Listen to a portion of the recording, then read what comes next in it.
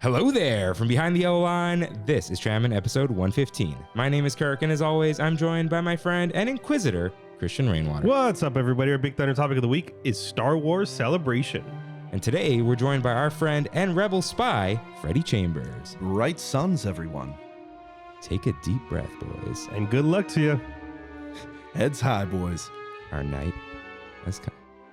Hello, everyone. Welcome aboard Trammin, a Disneyland podcast. Please lower your head and watch your step while boarding. As a courtesy to other passengers, we ask that there be no eating, drinking, or smoking on board.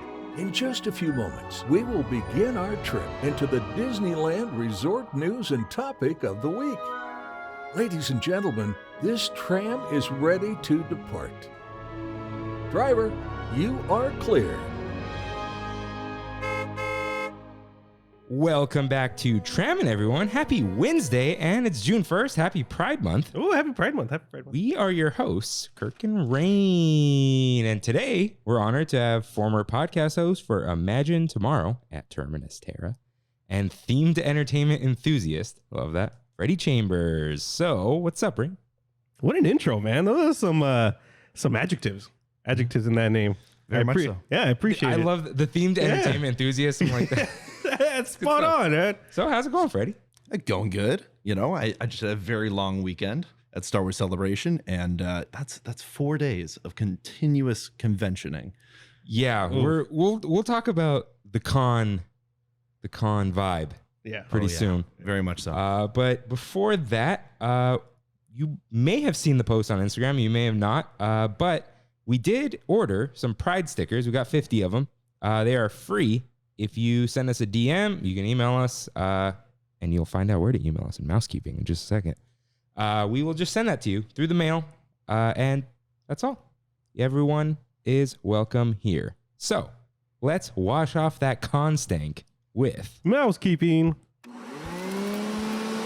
If this is your first time here, welcome aboard Trammin, a Disneyland podcast where Kirk and I, and Freddy today, talk about the Disneyland Resort through and only through our eyes. To catch up on jokes, references, context, and backstory, check out our lore page on trammin.com/lore. For our recommendations for Disneyland, DCA, and more, check out trammin.com/rex. For artwork to make your own Trammin merch, visit trammin.com/art. That is for your personal use only. If you enjoy the show, like, subscribe, comment, and review us wherever you can, including Spotify, Apple Podcasts, and my favorite, YouTubes. For a visual guide of the show and to message us, follow at Trammin Podcast on Instagram or email us at tramminpodcast@gmail.com. For random highlights and shenanigans, follow us on TikTok at Trammin Podcast. You can find all these links and lore on trammin.com. Yes, you can. And it's really great that we say that because it turns out it's trammin.com/artwork. Because Is it really? I'm a doofus. Is it really? But I'm going to change that. Okay. By the time, well, probably not by the time the first person listens to this, Dude, but you know everyone goes to trammin.com if they're going to go there and then clicks art. yeah. Yeah, they're not typing in the full hyperlink. Yeah. So it's time for your right, in which members of the Tram fam write in with corrections and comments. Rain, cue up that corrections music, please. Is it this one? Come on, dude. Oh, it's not. Dude, sorry. You've been doing this for like... Dude, I didn't do it last week because I was sick. So it threw me off. Okay. It threw me off. Sorry. All right. So we did mention last month it was Mental Health Awareness Month. I did want to mention sometimes it is not easy to find a therapist. Sometimes you may not like your therapist. That's okay. It's their job. And if you don't necessarily have to tell them, but if they lose you as a patient, you go to someone else, they will not take it personally. It's like it's just their job. It's okay. Make sure you feel comfortable being your truest self. So let's get on to the ridiculous stuff. So we talked about Ogas last week. Yeah. In our Galaxy's Edge Eats and Treats. And I mentioned this tea. So I was watching Clone Wars because I'm trying to You're watch watching Clone Wars right now. Okay. I'm trying to watch Clone Wars. Have you watched it all? I've watched a very big chunk of it. Like Okay. a solid 4 seasons, but I haven't finished it. Okay, and I assume you have. I have watched Clone Wars every single episode as it came out, so it has been a part of my life for more than a decade now. I have this webpage open of the chronological order. Yeah. Why is the most recent season that was like the newest, also not in chronological order. That's ridiculous. Ever since it came out, I think it was always an anthology series. It's just But like it's arc by arc. It is, but then it is not also. It's so convoluted. I'm like, thanks, Dave Filoni. We'll enjoy it from here. You Look, Star Wars is all about making the prequels later. I Yeah. get it. But there's an episode where they're on Mandalore and some kids get poisoned by some tea. And they find out where the tea is from. It's from Muga. Mugen tea. It's like, there it is. So yeah, they mentioned Galaxy's Edge. I mean, we don't really give it a hard time, but people do. Yeah. They did try. They did. I mean, just this week on, I'm sure you guys watched Obi-Wan, right? Yeah. Did you hear the Felucian spice? Yeah. Well, Felucia is also in Revenge of the Sith. It is. Yeah, it is. But I was just like, oh, are we eating some Felucian spice in Galaxy's Edge? I don't know. Yeah, maybe that's why that kefta spread is so It's good. so good. Yeah. It's the spice. Okay, Christine. I like how she's just referred to as Christine, Joe's wife. Right. Yeah. The lobster roll is like the shrimp sandwich at Pacific Wharf at DCA. It's full of fillers and carrots and celery and barely any shrimp. Freddie, have you had that lobster roll? The one right outside of Haunted Mansion? Yeah. Yes. Do you know what it used to look like? Yeah, I used to have a lot more in It has there. a thick lot boy. more. And now there's nothing. So yes, we're probably just going to see more and more of that. So Reyes writes in, if there's no other Reyes, then go ahead. Usually what everyone calls me, Ryan R is cool too. You see that's it, dude. Yeah. I know that's Reyes now. Speaking of the art page, Mike writes in, hi guys, my name is Mike, down here in San Diego. My wife Marissa and I are Dream Key holders, and I've been listening to the podcast since episode 75 when Genie Plus was announced. You are my central source of what's new and happening at the Disneyland Resort, and I wanted to repay the favor with these shirts I had made using the artwork on your site. I will wear it, but we're themed this week, and they came out great, dude. They did. I saw the pictures. Haven't seen them in person yet, but I'm excited. It's right by the door, so you don't forget it. Let's see. I hope they serve you well during the upcoming hot and humid summer days at Disneyland and help to keep you from contributing to the steamy BO that plagues the ride queues in the summer. Thanks for doing all the Disneyland research so we don't have to, Mike. Yeah, they're like sport material shirts. Oh, Yeah. nice. Yeah, and they've got like the yellow lions. It looks real sharp. And I like that the big circle in the back, the blue is from the shirt. It is not printed on blue. Oh, really? Yeah. Oh, that's cool. All Okay. the blue. So it's not like this big sticker on the back. Yeah, right. It's really cool. And I washed them already. Kevin wrote in, I miss eating ribs out of metal buckets. And he sent Dude, shout out. this place in San Juan Capistrano along the train tracks. Barbecue place. So maybe we should all go there.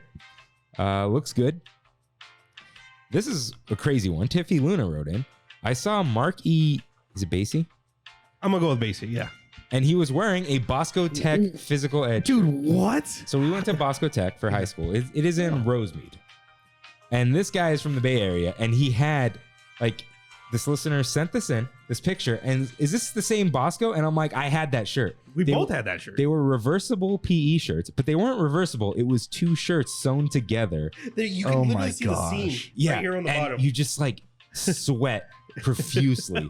It's so thick, and then thin, really short little shorts. Yeah. But all guys school, so no one really. How cared. did he get that? I want to know. Thrift? It must have been, dude. Like maybe somebody turned it into a thrift store and it got shipped up to the Bay Area. I don't know. Maybe they went to school in the Bay Area and put it in a thrift shop. Yeah. Okay. Maybe There's they a thought story there, man. Yeah, maybe they thought that. You know what? It's actually not cool to wear your high school stuff in college. Yeah. Alyssa wrote in, okay, did y'all talk about drinks at Oga's and not mention the Jedi mind trick? If you did, just ignore me. End of school year teacher problems. But anyways, it's my favorite. If you haven't tried it, you should. It's great. It's great. I'm sorry I forgot to mention. I looked it up. It sounds wonderful. Yeah. So I will try it next time I'm there. Freddie, have you had it? I have had the Jedi mind trick. Is it good? On a number of occasions. Oh, yes. if it's a number of occasions, it's probably great. Ozzy wrote in. He said, this looks good. Which dish is this? And he wrote in for the Felucian garden spread, which we don't shut up about. So there you go, Ozzy. We're right. You're right. Whatever. Andrea, happy birthday, Andrea, writes in. You don't look a day older than whatever age you were last year. Nose blowing is an essential skill. I can argue that, but okay. I emailed all the parents of my kindergartners recently and asked them to please teach their kindergartner how to blow their nose correctly. I got tired of them all standing at the back of the room dabbing their noses ineffectively during allergy season. Hope you feel better, Rain. I am 100% better now. So, but ever since you showed me and we sat down and you showed me how to blow my nose last week, I'm like, okay, dude. Isn't it crazy? Yeah. So, Yeah. Rosina wrote in, or this was, no, she did write in. Yes. So I'm driving to Beantown, that's Boston, I believe, and listening to the recent Galaxy's Edge episode, and you teaching Rain how to blow his nose has to be such a California problem because you could not survive in Pennsylvania in the 4-season life without knowing how to blow your nose. For a moment, I thought you were going to impart some crazy Kirk knowledge on me, and then you literally just told him to plug his nose while you blow. And I'm like, toddlers do that. The fact that it blew his mind was even crazier. And then she thought, like, wait, do people in California not get colds? Because always saying, like, no, we get colds. Just like, no one taught me. I know what he taught me. That's the thing. Yeah, when I was in kindergarten, we had Oriort Pakraduni. She's Armenian. Oriort means like miss. Yeah. Great, but like everything was in Armenian. She did not teach us life skills in kindergarten. I had Miss Barbara. Shout out to Miss Barbara. You know, the teachers you don't forget. Yeah. I don't forget anyone, but you know. She was my first grade teacher, but taught English in kindergarten. She would be the type to teach you, but she was only there for English. And then by first grade, maybe she assumed we knew how to blow our noses. Yeah. So I missed out on that. So Rosina's from Pennsylvania. Yeah. Okay. Like 100%. So I don't know if you saw this on our Instagram, but Rosina took a picture in front of, what is it, Steelers Nation? Yeah. In Kennywood with their Trammin mask. And then like a year later, this Garfield thing comes out. Yeah. And then the Pittsburgh Gazette or something wrote an article about the defunct land thing. Did they? And again, they mentioned people making out in the dark. And the quote of like when Kevin said something like, "Never have I seen like every news publication call out something like this." That's hilarious, dude. Yeah. So. Yeah, thank you everyone for writing in. So let's get in some news.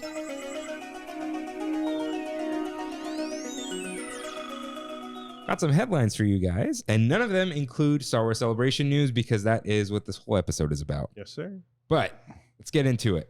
A spectacular standby. Fantasmic will not employ a virtual queue system. So does this mean no fast passes? Yeah. Yes. Well, whatever it is now. I don't know what it's called, but so okay. Have either of you heard the stories from this weekend? I have not heard the stories, but I have seen the chaos online. Yes. Yeah. So, okay. There was chaos. There were people at Riverbell upgrading things, and they were like, you can't upgrade, but cast members didn't know how. And then like, wait, so at Riverbell, what can you do? You have to like get a reservation, and then when you're there, upgrade. But upgrade to what? The dining plan? Yeah. There's a dining plan at Riverbell? Yeah, but Perfect. It's cheaper at Hungry Bear. I'm going to Riverbell anyways. Oh, okay. Yeah. Why? I told you. I couldn't find any more like possible dining plan reservations for this next Friday. So I'm like, might as well do Riverbell, I guess. I mean, yeah. And then like cast members didn't know when to line up or line people up or when people were allowed to do this or that. However, this isn't cast members' fault. No one told them, I assume. So yeah, it's been a big mess.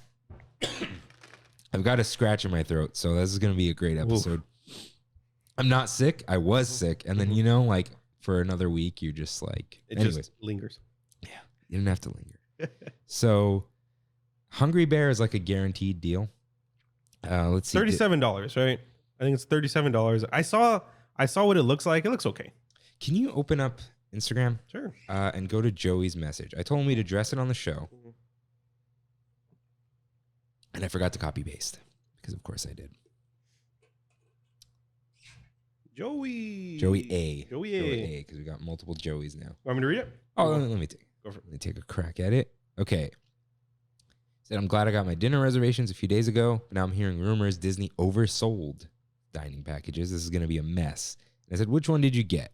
And he said, I got the Hungry Bear grab and go package for Fantasmic. And you don't have to stick around and eat. Did I say I was going to address this on the show? Maybe I didn't. Hold on. Oh, there it is. It was from Sunday. This phone is huge, man. Hey guys, I have a few questions regarding food recommendations. My wife and I are taking my parents to Disneyland the week of June 13th for 3 days. I have reservations for Magic Key Terrace around 5:30. Which food, items, and drinks would you recommend? For Magic Key Terrace? Yeah, The 5, 4, 3, 2, 1. that is the best drink. The best drink there. And I did not like the flatbread. I love the flatbread. You love the flatbread. Have you had that, Freddie? I like the flatbread too. It's duck confit, man. Yeah. The duck just not like... And I love the sliders. Slider invasion. Yeah. I don't like the sliders because they're... It's meat. It's a fillet or Yeah. a coin. I loved it. Medallion. I loved it. Yeah, I love the... And the meatballs are good. Yeah, they are spicy, but the meatballs are good. I like the flatbread. It's very rich, I guess, because it's duck and goat cheese, but it was good. Let's see. Yeah, 5, 4, 3, 2, 1. All the other drinks, I don't know. Brandy They're all got spicy, right? Brandy got like the margarita, the tequila one. Oh. She thought it was good. Also, my wife and I will be back in July for another 3 days, and I got us a reservation for Lamplight Lounge and a Hungry Bear grab-and-go dining package for Fantasmic. I've heard about how great the Lobster Nachos are at Lamplight, but what else is good to get? I watched videos of opening night for Fantasmic yesterday, and it looks like grab-and-go dining guests get the front row section. They have to sit on the ground. Either way, I'm excited. So first, with the grab-and-go, apparently they're next to the River Belle Terrace seats. Oh. Everyone sits on the floor. Anyway, that's how it always worked. Blue Bayou used to give out butt pads. Did they really? Yeah. Wow. But only Blue Bayou. You gotta, So I have Yeah, River Belle reservations around 7:45. Can I just stay there if I'm sat outside? who knows? Yeah. They don't. When do they close? I don't know. That's how that usually works. Like I've been at Carnation Cafe at I had a 7:45, and they close at like 8. So they let me watch a parade. But who knows with Fantasmic? But you can upgrade there. Yeah. And they'll give you the. I assume. Is that like a scan now? I assume so. I assume it's some sort of pass. Because it used to be paper fast passes. Yeah, it has to be something on your app now. Yeah, the wonderful app. But you made a good decision with that. Lamplight. So lobster nachos are great. But the nachos that Matthew and you got are probably better. Steak. Yeah. You can, according to Reyes, was it Reyes? Yeah. Half and half them. So you can go half lobster, half steak. I like the potato cakes, but I don't think he should. Yeah. The ribeye. That's gone. It's gone, but RIP. I just want to shout out. The burger is decent, but it's a burger. But the fries Fries are good. great, You get yeah. a side of fries. Let's see. Oh, Did the they still have drinks. the lollipops? The meatball pops? I don't think so. No? Do they have the poke anymore? I don't know. The salmon PLT is good. If you like salmon, it's a good sandwich. We get a side of fries, get the donuts, whatever they are. I recommend the teaser. It's a gin drink. Yeah. What do you recommend, Freddie? I personally recommend the Open Ocean. Oh. Yes! Second. Freddie. Open Ocean with a splash. That is the official drink of Trammin. It really It's is. my favorite. I will get one there, and then I will get one to go. That's Dude. Oh my God. I found out that we can do it to go. Yes. Last time we went I was there with Kirk and Matthew. Oh my God. Game changer. That's when we met Changes Freddie. your life, man. We just met him, but it was the right before that because I had to down it Yeah. Oh. when I was leaving. Open the Ocean stadium. with a splash. 100%. It says it's got orgeat in it, almond. I don't like that. You don't taste it. You don't. And I don't really like vodka.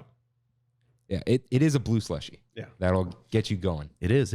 And I do want to say, though, the potato skins are my personal favorite They're on the great. menu. I I love them. You know, I always have like different recommendations for first timers or people who don't go often. It's like, Yeah. okay, if you like, it's yogurt, right? Like a yogurt sauce and like a chipotle thing, and you're going to mix it all in. It's got capers.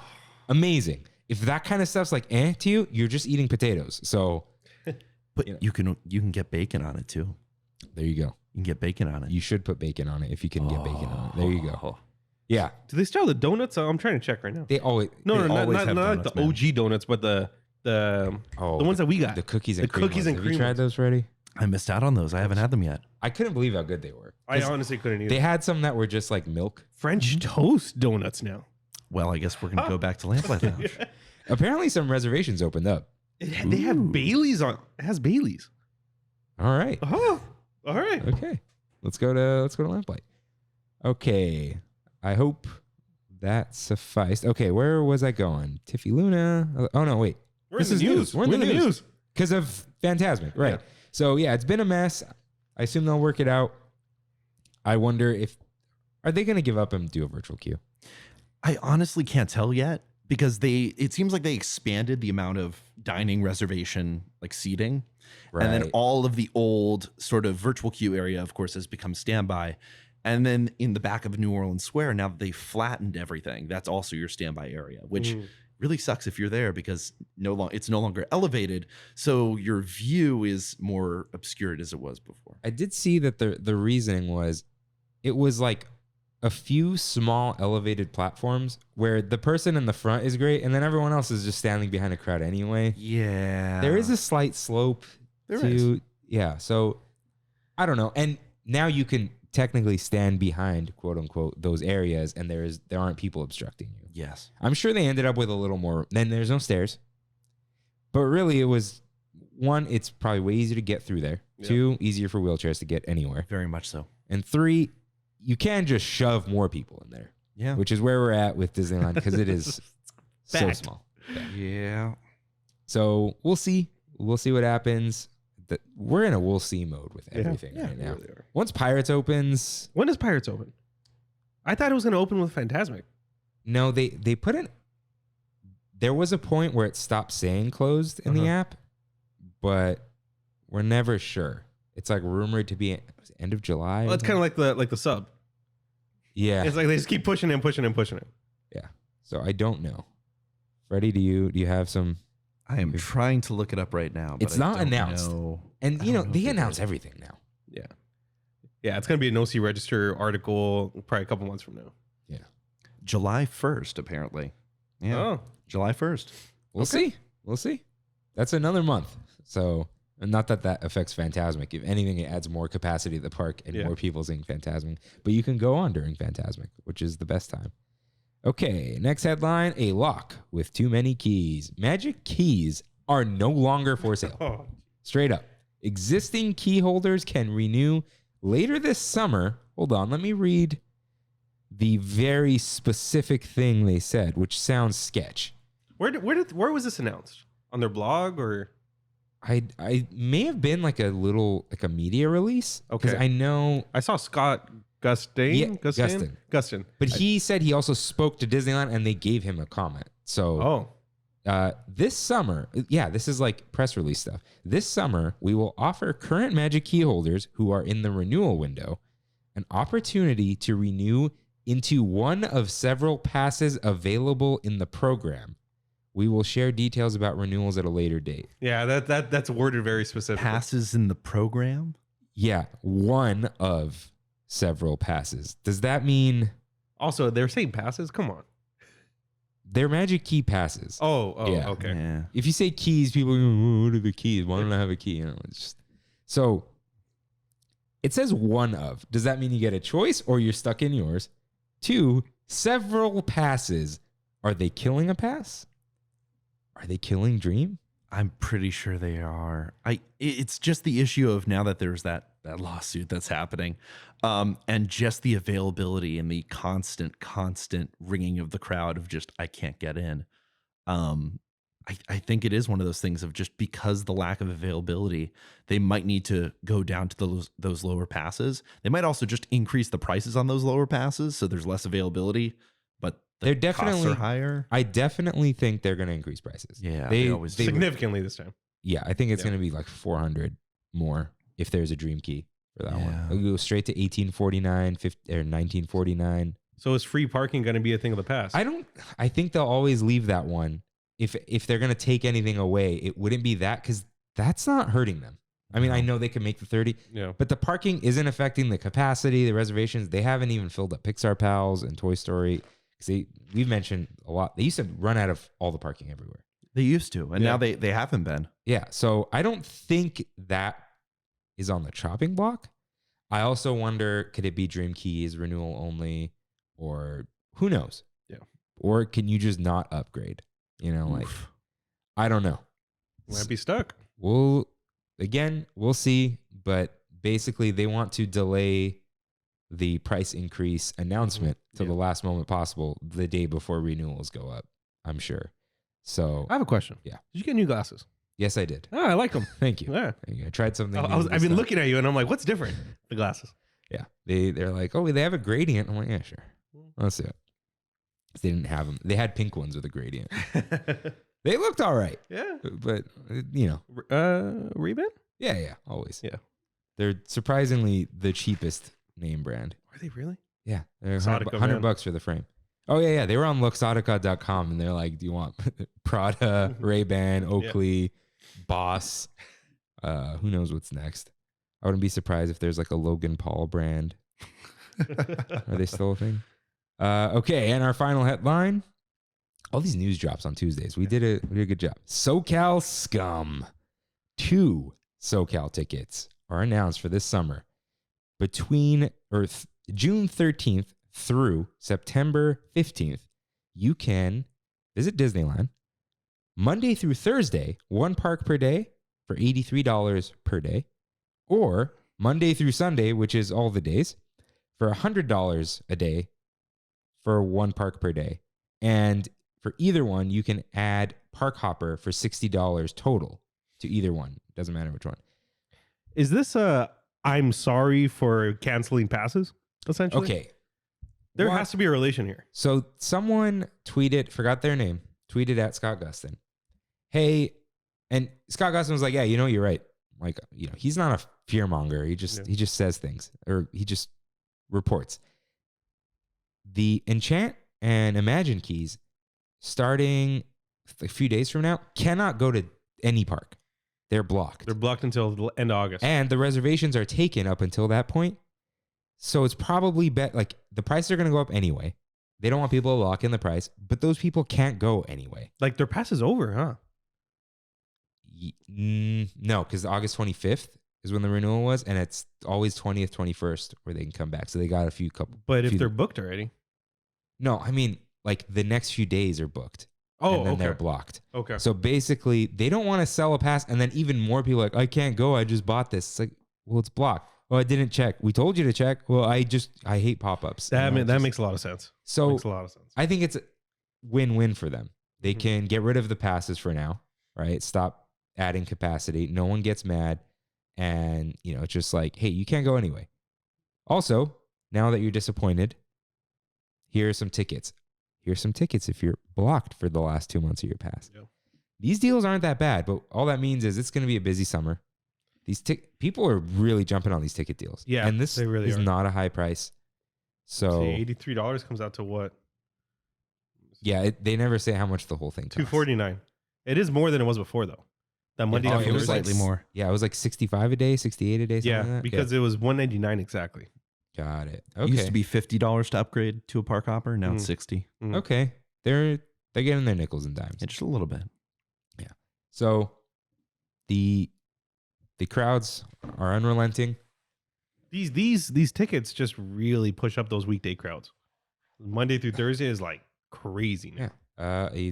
Like I said, a cast member at Carnation said Sundays are their least busy day. So, but now they've got this extra ticket in there. Mm-hmm. So, like I keep saying, we will see, we will see, we will see. So, it is finally time for our Big Thunder topic of the week.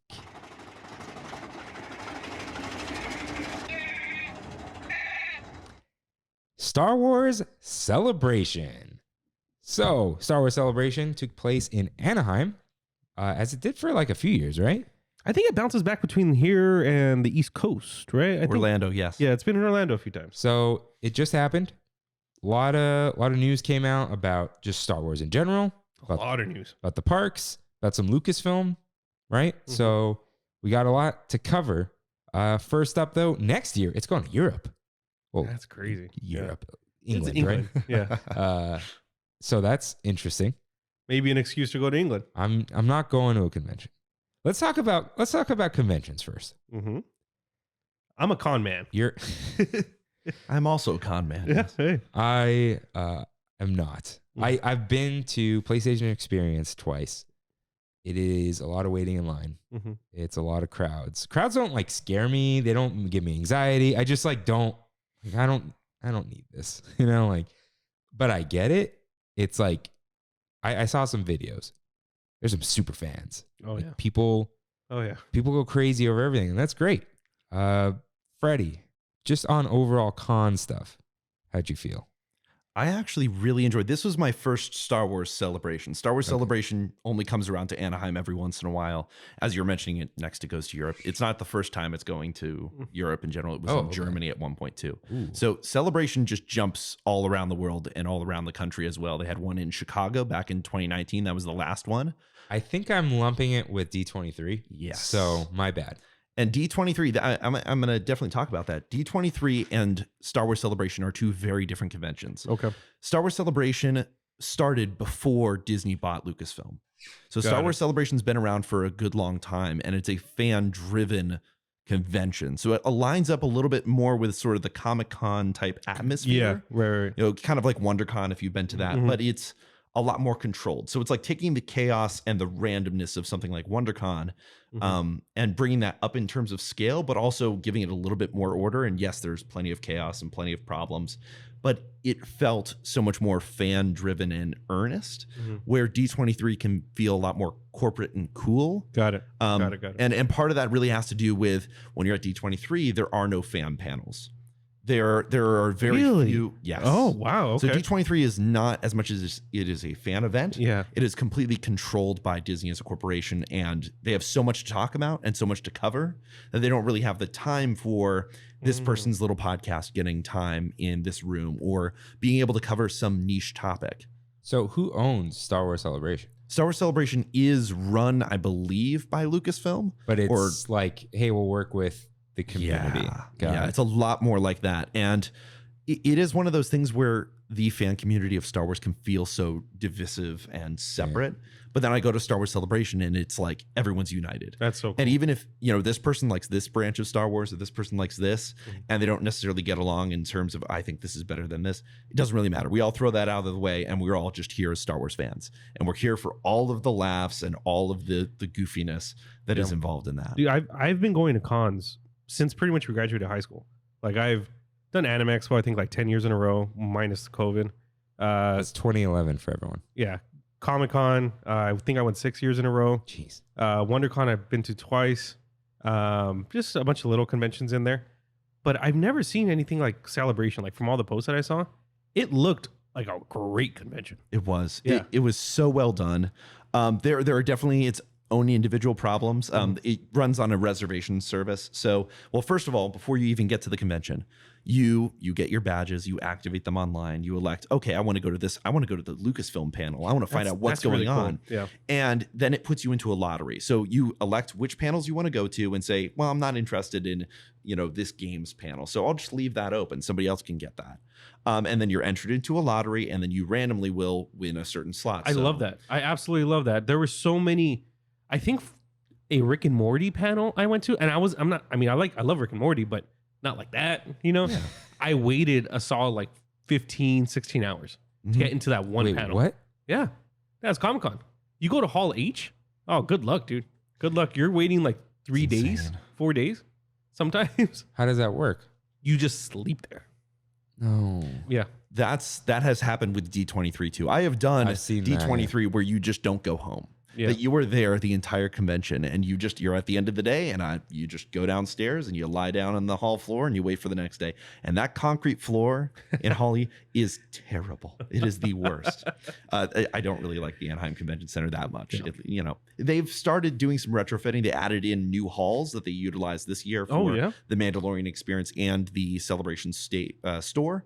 And it was actually quite nice. Nice. Nice. But yeah, again, before you get to the convention, you're electing, okay, I want to go to these panels. I want to do these things. Yeah. You randomly win it. So this year, I managed to get the Lucasfilm panel and the Mando Plus panel. So there was Mandalorian and everything else coming to Disney Plus. That's so cool. Which is fantastic compared to, D23, where I have to wait and hopefully I make it into this panel and I don't know whether I will or not. And then there's a chaos stampede. unfolds. Yeah. Exactly. Yeah, I hope that more conventions take that lottery approach. I really like that. That idea is so cool. Yeah, that does sound not as bad. Yeah. Because I mean, when I did PlayStation's huge, but it's such a like really specific thing. It's very niche. Because there are many people who have PlayStations. Mm-hmm. There are very few people, not very few, but there are fewer people who like seeing the PlayStation logo and like the symbols on clothes. You know, it's like, it's a totally different thing. It's Star Wars is Star Wars. Like if you like Star Wars, it means, even if you like different parts of Star Wars, it always means the same thing. If you're a fan of Star Wars, you're a fan of Star Wars. Like there is no, I only do this or that or the other thing. I'm interested to see D23 this year because like last time I was at Comic-Con, big Marvel announcements happen. Big Star Wars announcements happen. One year that I went was the year Star Wars Episode 7 was coming out, and J.J. Abrams came up on stage and said, "Hey, everyone, we're taking everyone in Hall H right now to a concert on a peninsula in the water, and we're giving everyone lightsabers. Carrie Fisher, Mark Hamill, every single Star Wars person was there." And without a big Star Wars and Marvel presence at Comic-Con, they're going to push that to D23. So I'm hoping we see some more, that kind of stuff that I really loved about Comic-Con. Guarantee it. I guarantee it. How long? Okay, I know comics, superheroes, Comic-Con, whatever, but Marvel. It's a big one. Are they going to do their own? It's possible. I can't imagine people would not go. Yeah. You know what I mean? And they'll probably get more casuals in there who don't know what they're doing at a convention. Mm-hmm. Kind of like all the people like, oh, Coachella is really tiring. Did you know that? It's like, yeah, it's a music festival. It's what they're all like. But yeah, that's sounds not as bad. Although I did see, did you wait 3 hours for something? Yeah. So on day one, they had the Lucasfilm panel. And at the very end of it, they announced a surprise addition to the convention. No one knew about this ahead of time. You found out, okay, I'm here. And wait, there's this thing that they're doing called the Mandalorian Experience. They took the props, the animatronics, the vehicles, everything that we love about Mandalorian and Book of Boba Fett, and it was put into the basement of the new addition to the convention center. So you waited in this queue, and it was like going to a science museum or something like that. If you've ever been to a making of Star Wars type exhibit, it was like that, but on steroids. So in the center of this whole rounded pavilion was the Naboo starfighter from Book of Boba Fett that now is going to be Mandalorian's ship. Nice. The Mandalorian ship. So it was actually taken from the set. They are using that prop, that ship, in season 3, and they took it from the studio and they put it there. And inside the dome was an animatronic Baby Yoda who was just there, constantly waving to you, just moving around, looking at everybody. Yeah. They had a huge bantha there that you could look at and everything. So it was worth the time, but it did take 3 hours to get into it. The demand was huge. 3 hours, acceptable, in my opinion. I will say at least I don't wait 3 hours for anything, but that's me. Yeah. But I also get this because that is an actual experience where, I get wanting to be there for panels. You see it firsthand, you cheer, whatever. I can go watch the panels now. I could have watched the panels then. Yeah. I can't walk up to a Naboo starfighter. Yeah. I can't walk up to a bantha. That is very cool. That starfighter is so cool looking, by the way. Oh, yeah. It's amazing. That's like reflection. Oh, it's so cool. And Jon Favreau and Dave Filoni were popping up in that experience all weekend long. I saw that. And he would show up and he would people are taking photos and he would jump in there. Yeah. He would talk to everyone and he would be there for hours interacting. I mean, part of it is probably to make sure no one touches or ruins any of the props because they are screen used and they do need to be used on the show. But it was that sort of environment where you're like, wow, you're really trusting the fans with this. I'm so happy that Dave Filoni has such a big involvement now in the whole Star Wars brand. Like seeing what Avatar Last Airbender is one of my favorite shows ever. And it's like, I feel like Dave Filoni has such a big part of that. Clone Wars, like I said, I've seen a big chunk of it. Everyone talks about Clone Wars to this, everyone loves it, right? And then have somebody who knows lore as well as he does. Like that's just, I'm so happy that he's has that creative role inside of inside of Star Wars now.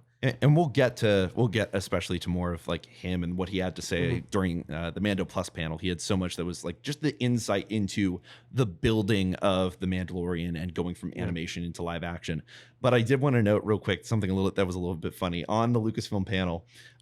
You can't actually watch that. They didn't film that or stream it or anything. But Dave Filoni was definitely buzzed. I saw that. It was quite entertaining to see him like kind of just stumbling a little bit back and forth on stage. It was funny. Kathleen Kennedy went backstage and came out to introduce him. And she was wearing his hat because he was probably like just lying there, like taking a nap, just picks up the hat, puts it on, walks on stage. And we're like, that's Dave Filoni's hat? Like, what's going on here? They were just all goofing off. They were all having a great weekend. And it was really worth going. I do recommend Star Wars Celebration. My girlfriend went all 4 days and she was like, that was a bit much. But the fact that she, was kind of at her limit, but then right afterwards, it's like, wait, it's in Europe. All right. What are the tickets like? When's this? The fact that she was excited to go again just meant so much to me. And I really enjoyed myself. That's great. That's great. So let's start getting into what was announced. We could just go in this order because it doesn't really matter. I'm sure it'll all bleed into. I totally forgot that I was going to watch this trailer. I completely forgot too. But that's okay. Yeah. Because there's a lot to talk about anyway. Andor premieres on Disney Plus on August 31st. I didn't know it was this soon. Yes. And it is supposedly going to be 2 seasons, and each one, or at least the first one, 12 episodes. A real season of television, or at least in the post-writer's strike age. If you don't know what that is, get your parents' permission before listening to Trammin. Let's see. It is not using Stagecraft. I thought that was very interesting. So Stagecraft is the volume, the big screen that they film Mando on. They said they haven't used it at all. So this is very practical. Well, it's probably lots of CG too. But I'm excited. I found that interesting. It feels almost grittier already. You can tell. If you pull up the trailer for Andor and you pull up the trailer for The Mandalorian, season 2, you can tell the differences in terms of how you are shooting, the set work that's used, the extras, the amount of extras you need. The very feel of the film or of the show feels more like a movie than something like Mandalorian or even Kenobi that just came out, where you can tell, okay, they're limited in terms of space. Right. Here's as far as the set goes. Sometimes it's very well hidden. Even if you watched the Batman was actually filmed on a volume as well, for the most part. That's right. And so when you watch that, you're like, okay, this is a movie, and they're actually pulling it off. Sometimes they don't. And so with Andor, seeing the fact that they aren't using Stagecraft, as much as it is a fantastic tool and helps us explore Star Wars in ways that weren't possible beforehand, you can tell that Andor is getting a certain amount of attention that wouldn't exist otherwise. And I'm so glad they already announced, okay, we're doing a second season. There might even be more. It can go as far as they want. I think it's 10 years before Rogue One or something like that. They got time. And they're getting time. I remember in Rogue One, he specifically says that he's killed people in the past. Yes. Like, I was like, whoa, that is gritty. That is gritty. And we always talk about how great of a movie Rogue One is. That's my favorite Star Wars movie. It is most people's favorite Star Wars. It's so good, dude. It's so good. And then you get the Darth Vader scene. Oh, it's so many good things. Yeah. And shout out to Diego Luna, man. Like, he actually he was on stage and he was talking. Oh gosh, what a man! But he was really doing a great job in terms of expressing, okay, this is where this character's at. And he used to be more hopeful and more idealistic. And what we're going to watch is his slow transformation into the man we see in Rogue One, where he will kill somebody if it means getting the job done. That, that darkness in terms of the rebellion not being as light as it used to be, or it seems all great and hopeful, but then you look behind the curtain, you're like, well, it actually might take a little bit of dirt in order to get the job done, in order to actually accomplish the mission. Yeah, and K2SO is great character too. Oh, I'm sure we're going to get that the first time that K2SO enters the picture. We are going to experience that. Yeah, I think I don't actually know how many episodes Kenobi is going to be. I know it's Obi-Wan Kenobi. I think it's 6. Yeah, I believe they already it's 6 did episodes 2 as well. They've already done 2. And doing another one tonight. The third one's tonight. It's not it's moved to Wednesday? Yeah. Yes. I don't like that because I don't want to watch it on Wednesday. Yeah. It feels like a bigger deal. On a Friday? What was the last one we saw? What was the last show? Book of Boba Fett. What was the last Disney Plus show? Moon Knight. Oh, Moon Knight. Yeah, Moon Knight. Moon Knight it doesn't feel as high stakes as Obi-Wan. Kenobi. Even though I know it's in between many other Star Wars stories. By the way, shouldn't it have just been called Kenobi? Not I think Obi-Wan it was Kenobi? I think it's because they already did Solo. They're doing Andor. They're doing Ahsoka. It's like, yeah. Now it's Obi-Wan Kenobi. It doesn't really matter what it's called. We know what it is. Yeah. You just see the Star Wars intro and you're like, okay, I know what's going on here. Yeah. We'll talk about it a little bit without spoilers at the end. But I think there's one last part. Is it only going to be one season? Do we know? Kenobi is going to be one season. They might spin things out of it, but as far as I know, it is a singular story. Yeah, I think they're putting that it's a limited series. Yes, it is a limited series. Yeah, they made it very clear about that. During the Lucasfilm panel, that was another surprise. And similar as you were talking earlier, when you're at one of these conventions, you manage to get into a big live action panel, you get into, whatever else. Sometimes you win stuff. Sometimes you get a prize. Most often it's just, here's your poster. Thanks for coming. And this time it was like, oh, you got this wristband. Well, guess what? You can come back to the room you were watching it in and get the premiere of Obi-Wan. So I got to watch Obi-Wan Kenobi with almost 1,000 other fans. Oh, that's so cool. Like watching it in 4K on a projection screen, where I might just watch it at home, in bed or something like that. So it's a very different experience watching it with 1,000 fans screaming and freaking out at every moment. I love that stuff. So this is where we always disagree. Yeah. So he loves like Marvel opening night, everyone's screaming, cheering, whatever. Dude, when I saw Endgame, everyone just crying. Yeah, that was great. As for me, I open Apple TV. All right. And then I see the Dolby Vision logo pop. I'm like, yeah, let's go. I got my Atmos speaker. I'm like, all right, close the blinds. Yeah. Good stuff. So do you ever notice the awkward pauses where it's like you pause for effect, pause for the applause of the fans? Do you ever notice Captain America with Thor's hammer, just like this? Just wait for a second. Give it a second. I see that every time I go on Scott Gustin's Twitter because he has that pinned with the applause and everything. Yeah. And I'm like, he just does that slow look up, like, hey, yeah, I'm holding Mjolnir. Yeah, Cap. Clap for me. So yeah, Andor looks great. I'm like excited for this one. I don't know why. Me too. I think it's just because I know we're going to see characters that are just from everything else, because Star Wars is an entire galaxy that's like everyone's always on the same planet at the same time. Yeah. But he is only in Rogue One, and that's like the end of his story. And he is not in anything else. So I think it's like really cool that it's just like, here's this other, it's what I always want. Just this other Star Wars thing going on out in the galaxy. Like, yeah, it has to do with the rebels, I'm sure, and all that kind of stuff. But it's still, hey, just this other story in Star Wars. That's not the Skywalkers. And that's not on Tatooine. Yeah, and that's not on Tatooine. Exactly. Diego Luna talked about it as being like the people's Star Wars like thing, where it's like it's all about the people rising up and learning how to resist against oppression. That's great. I can't wait. So Mandalorian season 3 confirmed for February 2023. And Jon Favreau dropped that he's doing a season 4 of something. So possibly there will be 4 seasons. He confirmed he is writing season 4 of Mandalorian as we speak. Because there were some rumors that they were going to end it at 3 because people didn't like each other. I don't know how much I believe those, but so we do have that. But this is absolutely confirmed. I didn't really. Was there much else announced about this? So, the problem is if you weren't at the convention, you didn't get to see anything. So Mandalorian season 3, they confirmed, okay, it's here in February. They showed us about a minute long trailer on Thursday? Yes, Thursday, on the first day of the convention.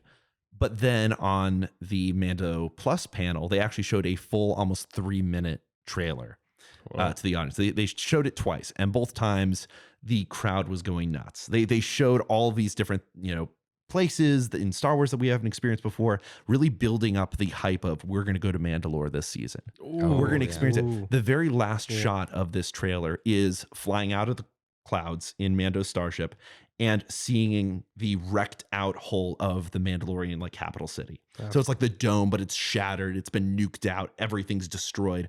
All of Mandalore is just a burning wasteland. No one is left. Okay. Is Mandalore the name of the planet or the system or both?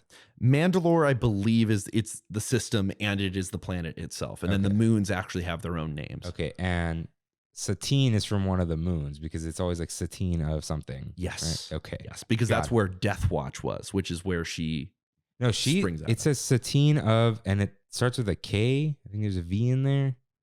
Kevlar. No. It's close though. Let's see.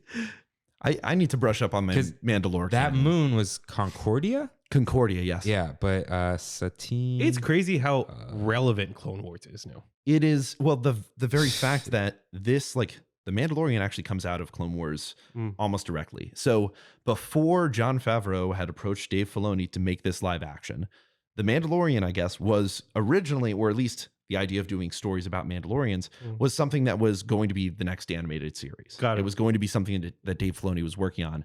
And then Jon Favreau was like, wait a second, let's bring you into live action. Let's have this conversation of how can we bring this to the next level. And that's how this is all started. And if you think, Clone Wars is important, you need to watch Rebels too, because Ahsoka is also we're going to talk more about that, but Ahsoka is literally the continuation of Rebels. Man, I need to get on this. I need to get on the Yeah, Rebels. so it's Satine of Kalevala, which is a planet in the Mandalore Close system. to Kevlar. It was very close. So yeah, I started. Here's what happened. I bought Jedi Fallen Order, started playing it. Did you really? I want to start playing it. Oh, I bought it a long time ago when it came out, and then I was like reading all the lore because it's Star Wars, right? And I see something about Dathomir, and then I look up Dathomir, and it says Asajj Ventress. I'm like, Clone Wars. And then I just immediately stopped playing and started watching Clone Wars, and then stopped watching Clone Wars because it's annoying to watch going back and forth with all this chronological thing. And now I'm in too deep. I have to go chronological, but I'm like season 3 or something like that, end of season 3. But anyways, yeah, it fills in a lot. There's a lot. And so I'm going to do Clone Wars and then Fallen Order. Let me know when you start playing Fallen Order. I want to play. And it's on PS5 now. It's got the upgrade, and then so on and so on. But it's, right.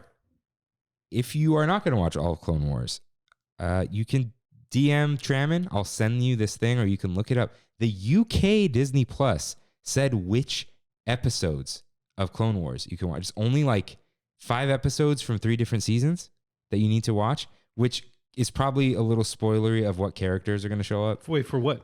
For Kenobi. For Kenobi. Yeah. Wait, you need Clone Wars for Kenobi? Yeah.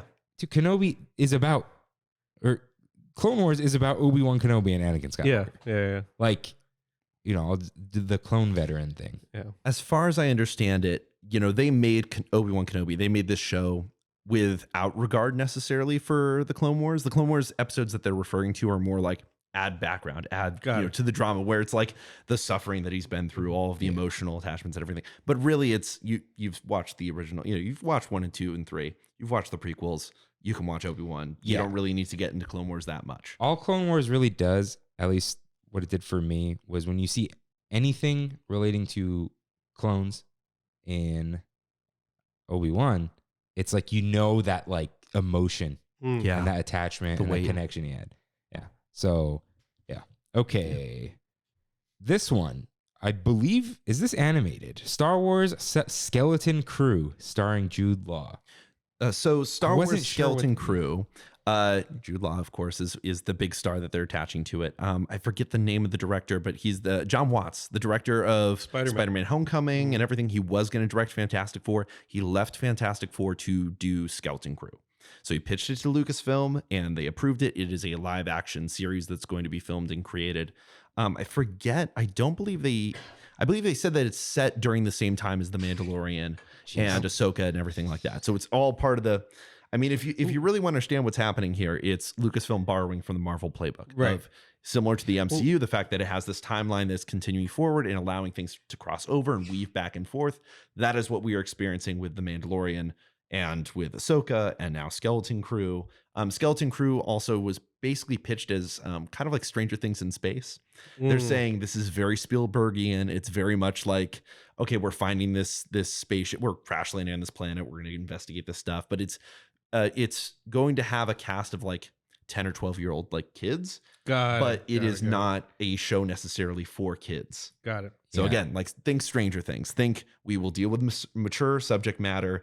Sure, kids can watch it, but this is going to be more for everyone rather than a specific demographic. I heard Kathleen Kennedy, I think, came out with a quote saying that they're going to focus more on persistent storytelling. Yes, in Star Wars, as opposed to what I don't know what movies are considered, but like epics, like big movies. So they're going to focus more on this, which I think is definitely the way to go. This is the way for Star Wars storytelling. That's why everyone loves Clone Wars so much. Mm-hmm. That's why everyone loves Rebels. I mean, you have time to flesh out these characters. And worlds. Yes. Like, I think about it sometimes. Like no. Like, flesh out the worlds. I sit there and watch Clone Wars, right? And I see them going, like, I mean, a lot of it is on Coruscant. You could tell they reuse some things because it's a lot of animation. But it's like, hey, they're like going through these hallways and city streets and back alleys, and it's like you're fleshing out, and like they're on this random planet, and then in this other place in this planet, and then they go back to it in the mines or whatever, and it's like, yeah, it's really fleshing out, and that's Star Wars is about the world too. Like it's so everything is foreign, you know. It's like they have all this crazy technology, but like everything is a crappy hologram. Yeah. You know, What was that other Star Wars show called? That's what I thought that was called for a second. It was Clone Wars, Rebels, and then Resistance. There you go. Okay. Yeah. So Kimmy's trying to catch up with things, and now that you said Stranger Things, Star Wars, I think she's in. So let me know.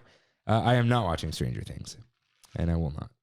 So that's fine. I can't. Someone said this on Reddit a long time ago, and I can't unsee it or unhear it. No, don't tell me. No. You've heard this. Stranger Things is edgy Spielberg children. And I'm like, I don't care for Spielberg children. But I'll probably watch this because it's Star Wars. Yeah. And I'm not, people are like, oh, you really like Star Wars? I'm like, I like Star Wars. As in, I am very interested in it. I'm invested, whatever. And like, oh, so do you have this? Do you have that? I'm like, I don't own a lightsaber, although I'm very tempted by one of the Obi-Wan ones. You know? And I figured out what's going on. It has two ends to it. Yes. Because they keep showing the skinny one. I'm like, oh, sick. It's accurate. And then you see the fat one when it's lit up. And I'm like, does it screw off? It does. Yeah. So I'm thinking about that one. Although now it's like, is the Legacy better than the Hasbro? People say sometimes they are and sometimes they switch. Just as a quick tangent, if you are getting the Hasbro ones, they're going to be slightly more accurate. They're going to have a few more effects potentially, but the blade is not as easily replaceable. So I would say if you are actually going to take your lightsaber and you are going to duel with your friend or brother, as I have done in the past, then you might want to get the Disney ones just because it's so easy to just, for like $50, I can just go pick up another blade and replace it. And the hilt is fine. And the Disney one has the Legacy briefcase looking thing. Yeah. The presentation is a part of it. And it's a horizontal stand. I know the Hasbro is the vertical stand. Yes. Okay. Before you do anything, though, I do recommend. So Savi's, this is another announcement. I don't believe that we had this listed, but Savi's is going to have new Saber sets for every single of the 4 like groups that they have. So they showed off, the dark side one is getting this new one and it has wires on it that you can put on. So kind of like Kylo Ren's saber. So my recommendation is wait for those and actually do the Savi's experience as your introduction into getting into, I now have a lightsaber in my hand, because it is worth I did it with him for that. So he built the saber and I was there. That's enough for me. And now it's like, I barely want a lightsaber. So I don't want my own lightsaber. I'd rather have like Obi-Wan's lightsaber. Like I don't think there's any other character's lightsaber I would want. I've seen them all. I really like Obi-Wan. Yeah. And it's probably because of the prequels. Like Luke is cool, but I've never been like this Luke guy.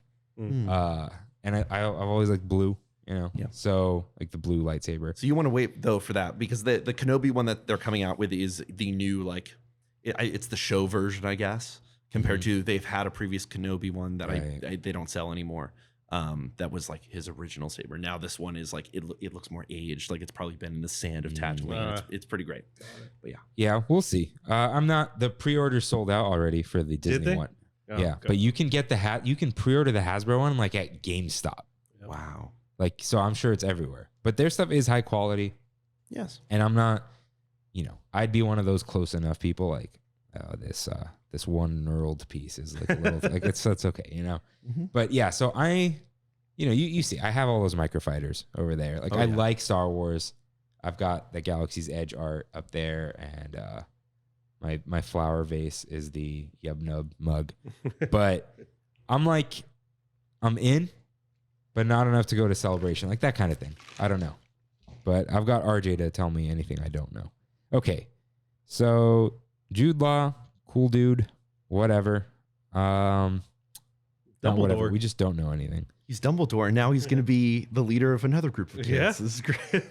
He's found his niche. He's Hook. He's Dumbledore. Oh my God, he is Hook, huh? That's Hook, right. Yeah. That's so weird. It's just him and a bunch of kids. I don't know. There you go. So there is looked like, I think it was like 6-part or something like that. Imagineering story style Yes. docu series called Light and Magic about ILM, Industrial Lights and Magic, which was the special effects studio created by George Lucas for Star Wars, right? Mm-hmm. And then Disney started using them, and then Disney bought them, and now they're like for hire too. Like other studios use them. Like sometimes I'll see that Disney special effects were not done by ILM, and it's like, okay, they must have been doing something else. You probably haven't watched it, but I told you to. The Lucas. No, I haven't watched it yet. No, what's the Apple Skywalker Sound? Yeah.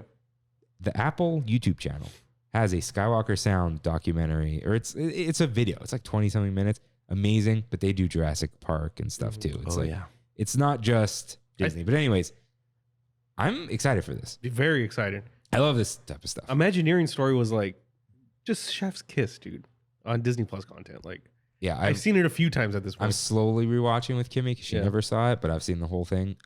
We watched like the second one, and she's just like blown away every time. And dude, all that footage, they have so much, and I'm sure it's gonna be amazing stuff with ILM. In comparison to what was the other show called, Behind the Attraction? That was they were just doing what YouTube does. Yeah, and then ripping off YouTube, and then doing not a great job. Right? No, not so much. So this seems cool. Was there anything about it? Lawrence Kasdan is directing it. They had Ron Howard and Joe Johnston and some of the other people. Some of the people from ILM were there on stage as well. And they made it very clear that this is in the vein of the Imagineering story, more of a people-focused type documentary. So it's like why these people ended up where they were, why they do the things that they do, less so than this is how it's done. So it's a lot more people focused and sort of meant to inspire the next generation of people getting into visual effects. So not really focused on Star Wars necessarily. No, right? not at all. It was very much broad. They talked about Jurassic Park. They talked about all of the different things that we care about. And so it is, I feel like it's going to be of the same quality, if not even higher than the Imagineering story. Like this is really well done. Nice. And the passion behind it and the reasoning behind it is really strong in that whole, like, this is going to inspire the next generation. This is going to help like get people into it. Lawrence Kasdan, he was the director of Empire? He was the writer of Empire. Writer of Empire Strikes Back. I believe he was involved with the Indiana Jones films as well. Got it. Solo was him and his son were the writers on Solo. And they were very interested in getting that done. Yeah. Next up, Jedi Survivor was announced, which is the sequel to Fallen Order, a video game. So it's the Star Wars Jedi series. Yes. Features or circles around Cal Kestis, whose lightsaber is at Doc Ondar's now with not an orange blade. That's fine. Made by Respawn. Made by Respawn / EA, who is trying to get purchased now. Might be Disney. No, Disney constantly gets in the video games and then regrets it. Yep. They sell every time. Listen, BB-8 Mandarin oranges is all you need to know about how Disney feels. They can just license out everything, have like a final say, and then make way more money than if they just... Now they got to throw people at making video games. They don't. I think people have now realized it's not easy to make video games. Google couldn't do it. They shut down, like Stadia still works, but they don't have a studio anymore. They're like, you know what? It's been 2 years. It's like, yeah, these things take 4 years to make minimum.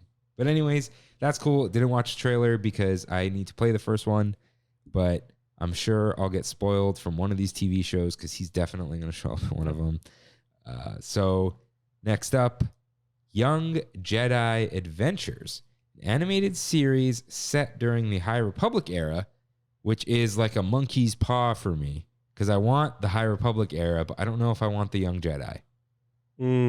So what's up about this one? So this whole Young Jedi Adventures, I believe they said it's Disney Junior and Disney Plus. So it is skewing younger. It is designed specifically for a sort of younger demographic to intro them to Star Wars. Yeah, okay. But it is part of the High Republic initiative, which we can get into in a second. But the big part of this that I found really fascinating, Young Jedi Adventures is going to partially take place on the Halcyon, or at least have episodes that take place on the Halcyon Star Cruiser to get all those little kids excited about the idea of, I want to go on a space cruise. That is A genius. very expensive space cruise. So genius. Wow. But the best stories that came out of the Halcyon and the Galactic Star Cruiser were kids of the right age for this series who were able to go there and meet these characters, and they believe it's all real, that they're in the Star Wars universe. So to watch a show that convinces them, I want to go do that thing, and then they can go do that thing, is genius. Yes, of course, it's corporate synergy, Right. but you can see exactly how that works, where now all I want for Christmas is just to go on a Halcyon cruise. There was that reporter, don't remember her name,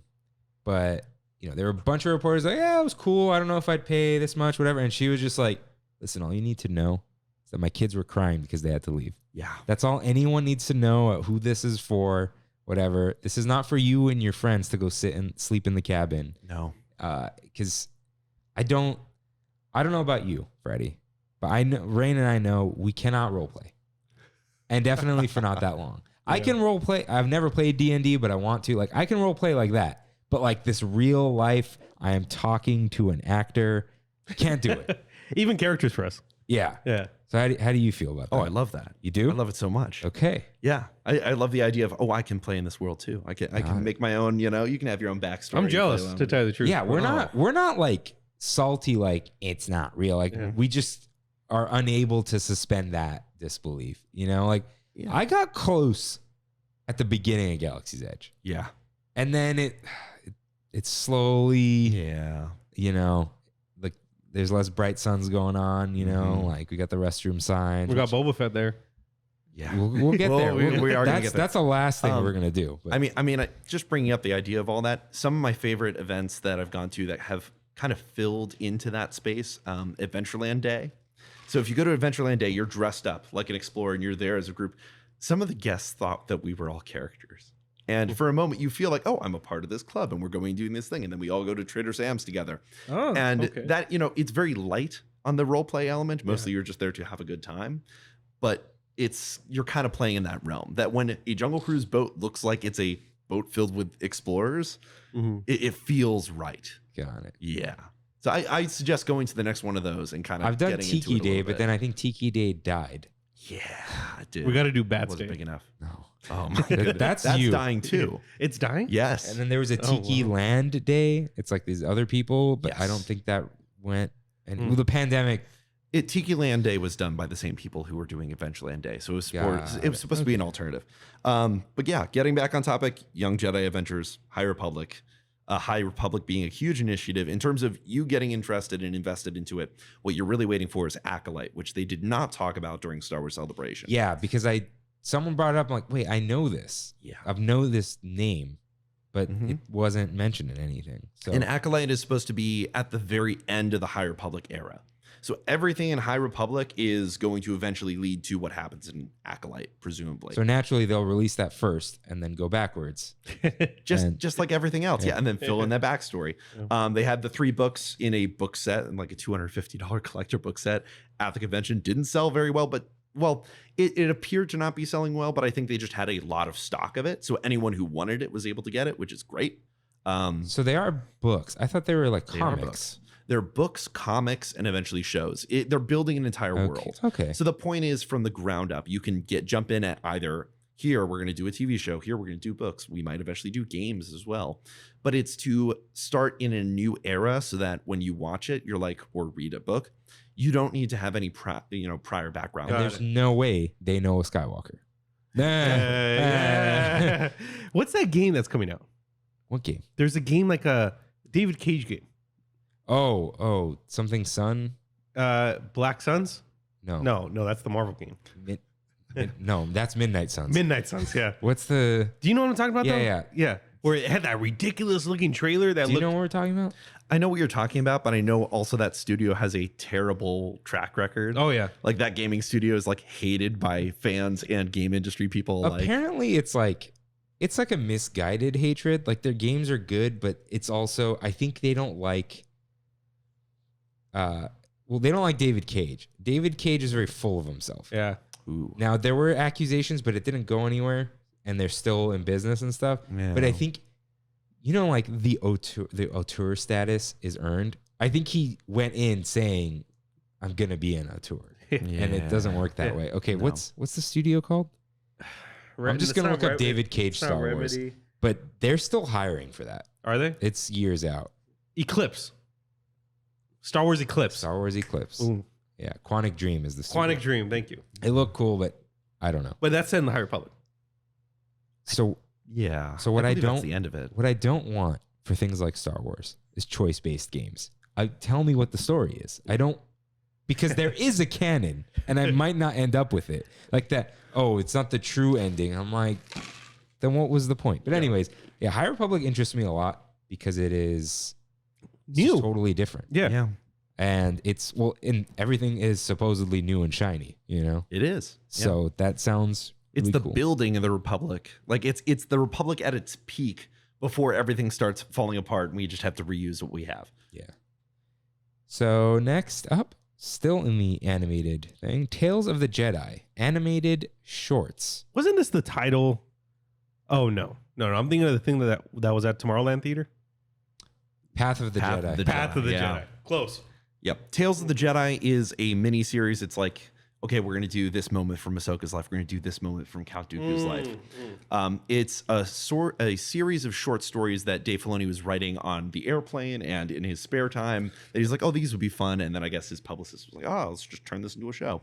So now they're making it into an animated show. It's also Dave Filoni's return to animation in terms of directing. I believe he's reteaming up with a lot of the old people who worked on Clone Wars with him. So he's getting a chance to kind of go back to his roots, even though he is now a live action director. So it's a like vignettes almost. Yes. Like here's just this thing. That's it. Here's Done. this 30-minute moment where we're going to experience this one story from Ahsoka as a child. Like this is Ahsoka's mother, and this is this. So they're filling in little gaps and holes, and let's tell this story. Let's tell this moment. So prequels. Yes. So joking about the prequels, but a little bit of a serious thing. I have not seen any of the Fantastic Beasts thing, but I think I saw this criticism of here's this character that you've never met. Now here's their backstory in the middle of the movie. Because J.K. Rowling wanted she heard people like, oh, we want Neville's backstory and whatever. But she missed the part, which Disney is kind of doing the work. They give you the cool person, the end, whatever. You get attached to them. Okay, we'll flesh them out because you want it. But if you give this origin story of someone you don't care about or doesn't matter yet, you don't really. Yeah. If like not you're like, invested. if we started with Ahsoka's child, it's like, who? Yeah. Who is this person? Like, then it's hero's journey, but we have the hero's journey in Star Wars already, so it's okay. But it's still funny because it's like, here's the end. All right. let's Here's go the back. Yeah. Okay. Let's see. Bad Batch Season 2 was announced. Star Wars Visions series. I'm calling it Series 2 because they are non-canon, anthology, fun, cool stuff. So I think that's great. I love Visions. Shout Visions out. was amazing. I've only seen 2 of them, but that first one, I want another one of those. Yeah. What was the first one? The samurai. dude, Oh, yeah. that was crazy. So let's talk about a little bit of Lucasfilm that I did not put in here, but you said there were a couple things you wanted to mention. Yes. So first of all, Willow. So Ron Howard returning. So Willow is a movie from the 80s, big fantasy film. Val Kilmer. Yes, Val Kilmer did not succeed. A flop at the box office, and not well regarded, but over time has developed a fan base, and a lot of people are like looking back on it fondly. And it sort of has that sort of 80s charm of a lot of the other films of that era. And another Lucasfilm property. So they're like, all right, let's bring this back. So they brought back Ron Howard. They brought back most of the actors who were in the series. And the trailer was actually quite, cute and impressive. So I am looking forward to what they're doing with that. It's just a chance to see something else from Lucasfilm other than just Star Wars, which leads into the next one, which is Indiana Jones 5. They didn't say much.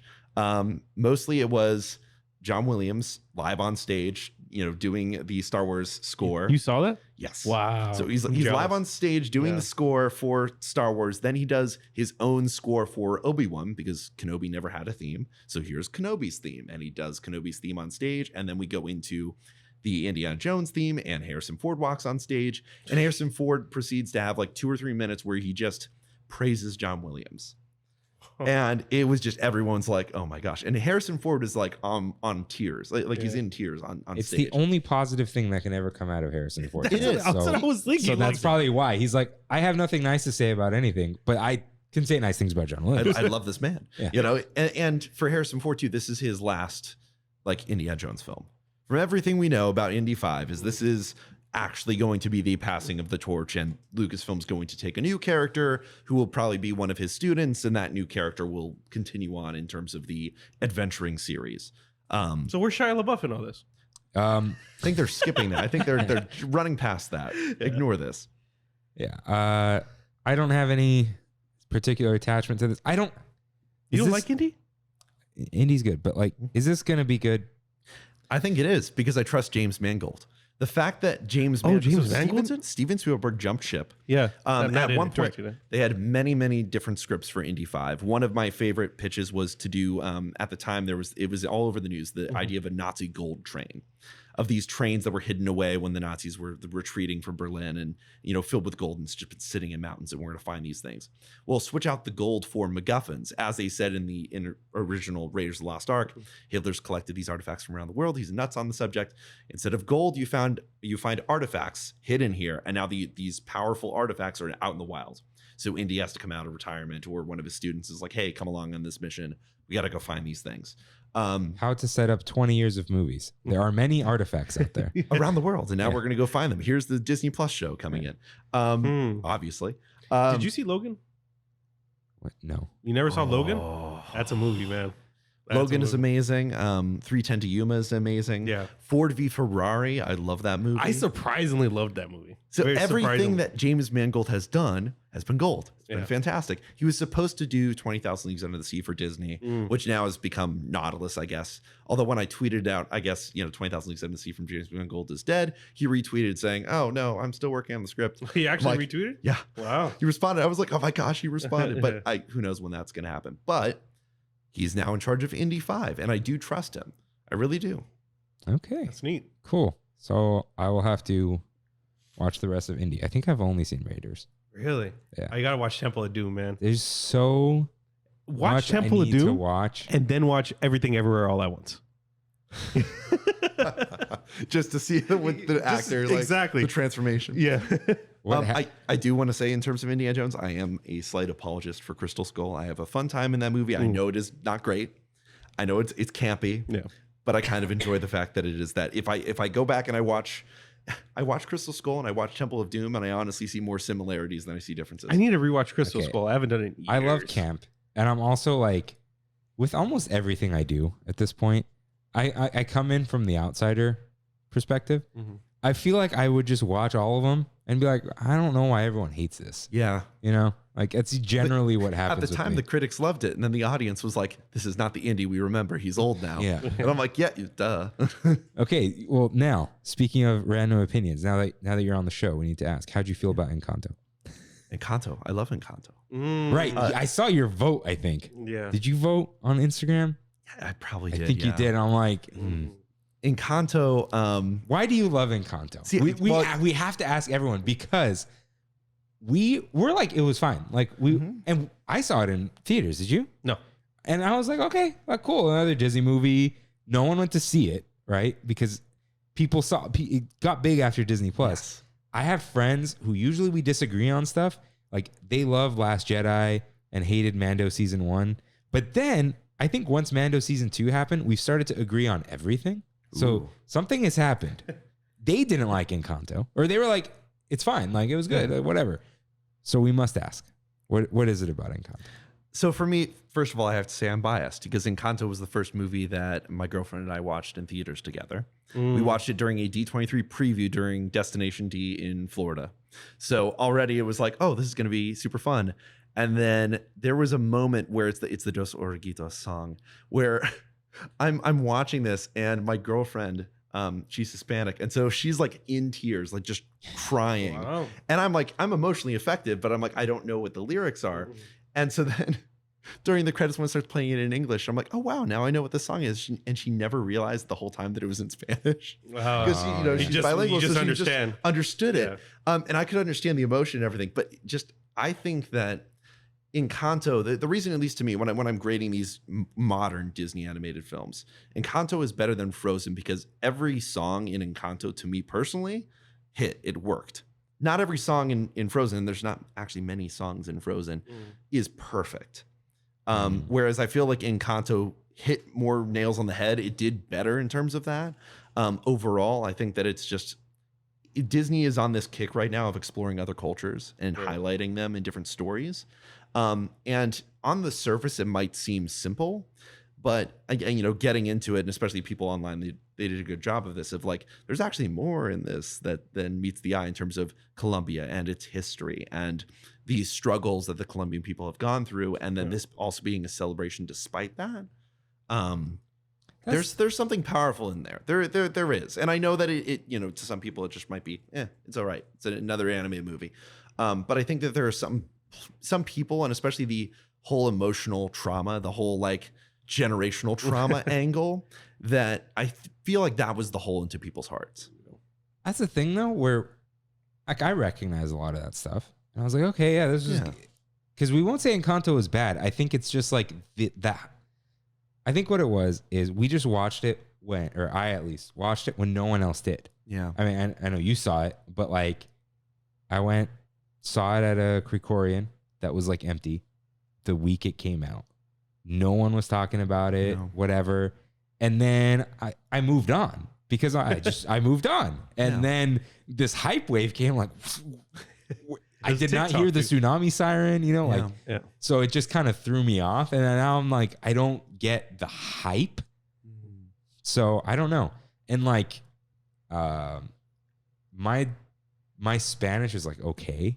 So I'm Armenian, but like, I understand Spanish more or less, but that it was good. I understood the values and whatever, but I think I was just like, it was a Disney movie. It was good. Well, I think part of it is that it was good, and it was also just a good time.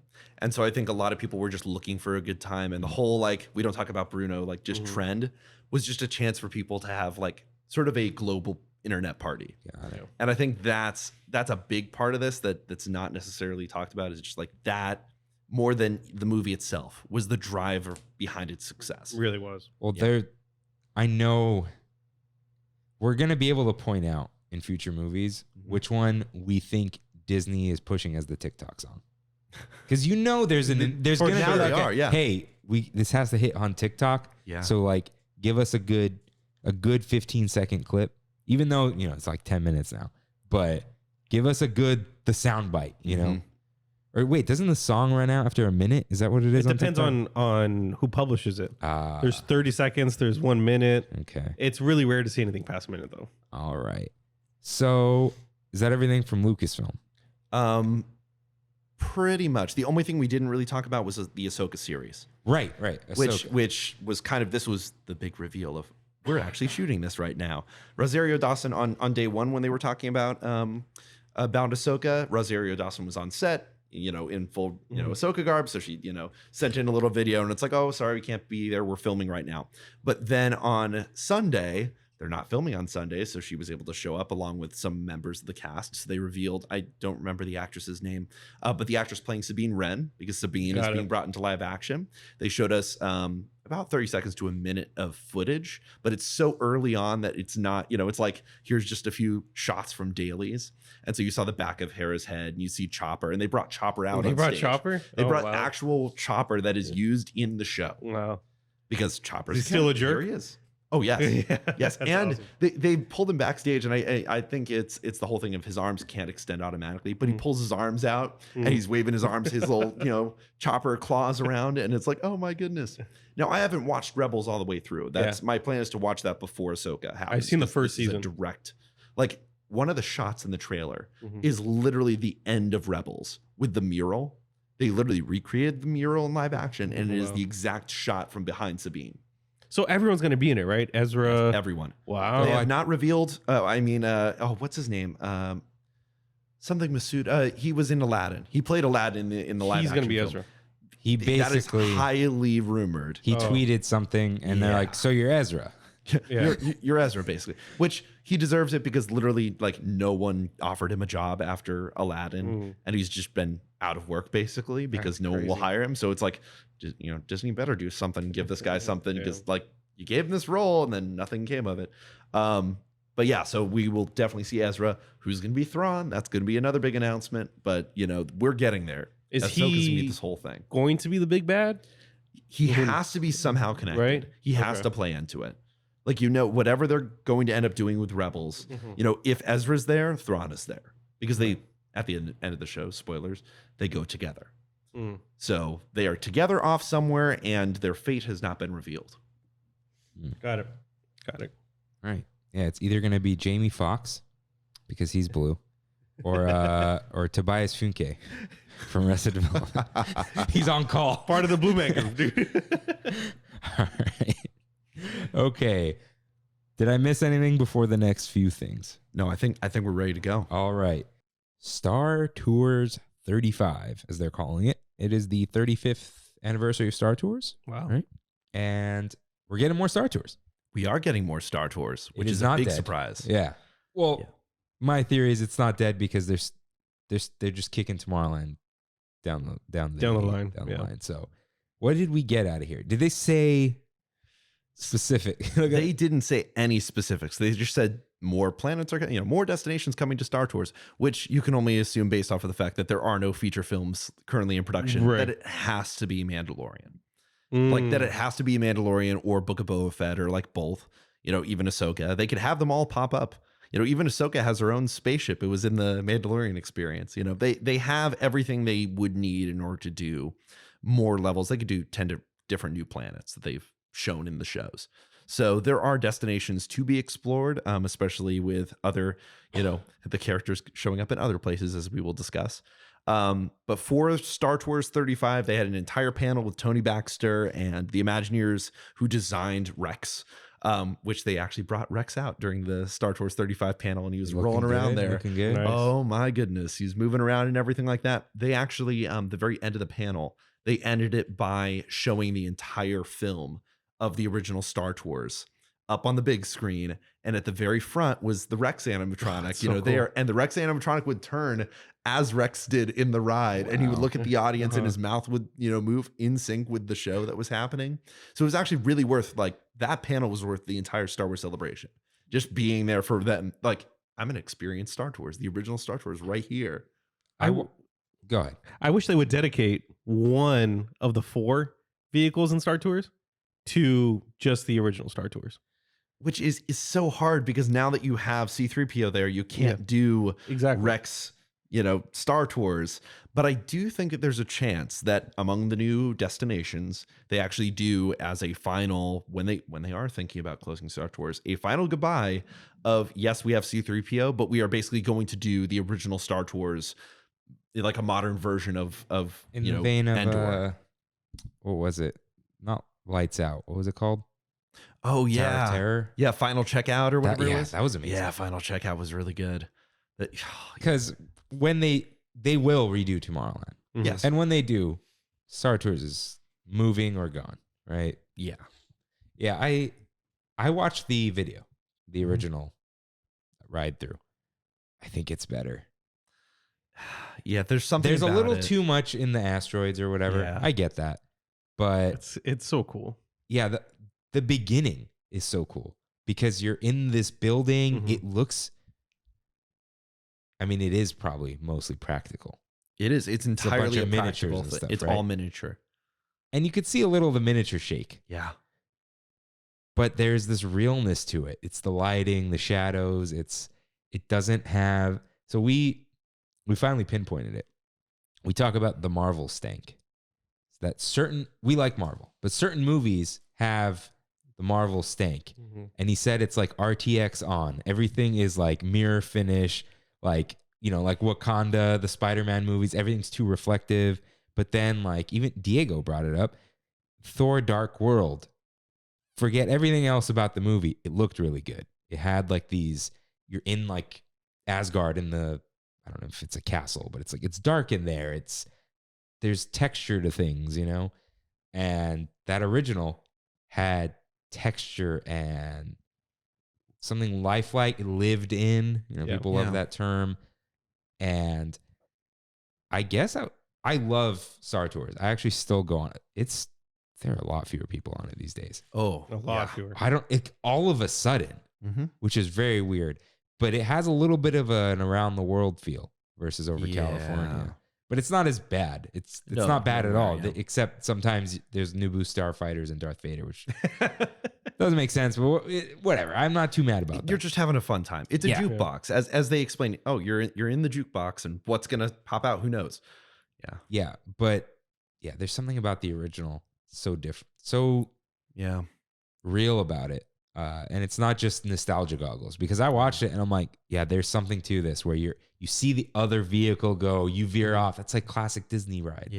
There's something. They literally talked about it. If like the ride, you're in the Star Tours cabin and it basically is going to backstage. Yeah. You're going to the places that you shouldn't normally. You see an actor like get up from his chair, like, oh no, they wandered back here. And I noticed, I watched it the second time. When you go to the left, it says no accident. There's no track there. No. And right where you see those things, the ride does a bump in the footage, and I'm sure it's a simulator. There's a little bump. I'm like, man, the little things. Good stuff. Yeah. We saw some of those, I'm sure you saw more than we did, but like the uniforms on display, they look a little bit like our Trammin shirts. They do. But that's such a classic design. They got the yellow stripe. Yeah, but even like seeing the white, mostly white vehicles with the blue. Yeah. The new vehicles are cool, but they have a very prequel look to them. Yep. The red. Which is on purpose. It's it's the Star Speeder 1000 versus the Star Speeder 3000. Yeah. Yeah. So I still love Star Tours. Yeah, we may as well get a little bit more. Yeah. Before it's gone, which I assume it will be. Well, and that's what I originally thought when they had the last update with The Rise of Skywalker, because they have that ending where it feels like the end of the adventures continue, where you end up where you were before and you have the bigger droid who's like, what happened to my, what did you do to my ship? And it feels like, okay, this is the very end of what we've done with it. It was that or Batuu, which both symbolize the end of Star Tours. So what's left? Well, I guess a retrospective, like, let's go back to do the Endor mission. We're going to go through the asteroids again, which up until that panel, I never realized that the ice like comets are a throwback to Journey Through Inner Space, because you go into an ice crystal. So there's two things. You actually have the mighty microscope inside of the hangar bay in the backstage section when you first drop out. Yeah. And then you go through the comets that are like Journey Through Inner Space, like the ice crystals. So it's the fact that you actually had like Tony Baxter as an Imagineer saying, well, I'm replacing Journey Through Inner Space, which everyone loves, and they're going to hate me for doing this. But then it had all these references to what came before it, which reminds me of what they've even done today with Cosmic Rewind, which is kind of funny. It's like there's the little things there that if you are a fan of the previous thing exist. Now we're so separate from that it's its own thing now. But what did Cosmic Rewind replace in that area? Universe of Energy. Okay. So and Ellen's Energy Adventure.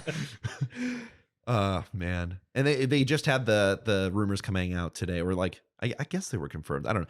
That the original coaster was not themed to Guardians, as they originally had it. The idea of a Big Bang coaster has been around forever, which you can actually see online, that the original proposals for, I believe it was like Epcot, like Genesis or something like that. But it was like an early 2000s like redo of Epcot where there was a Big Bang coaster.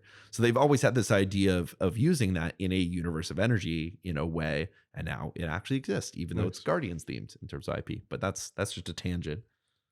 Yeah, I feel like they just, last time we were at Disneyland, like with you and Matthew, just hearing you guys talk about all these ideas that we never knew about.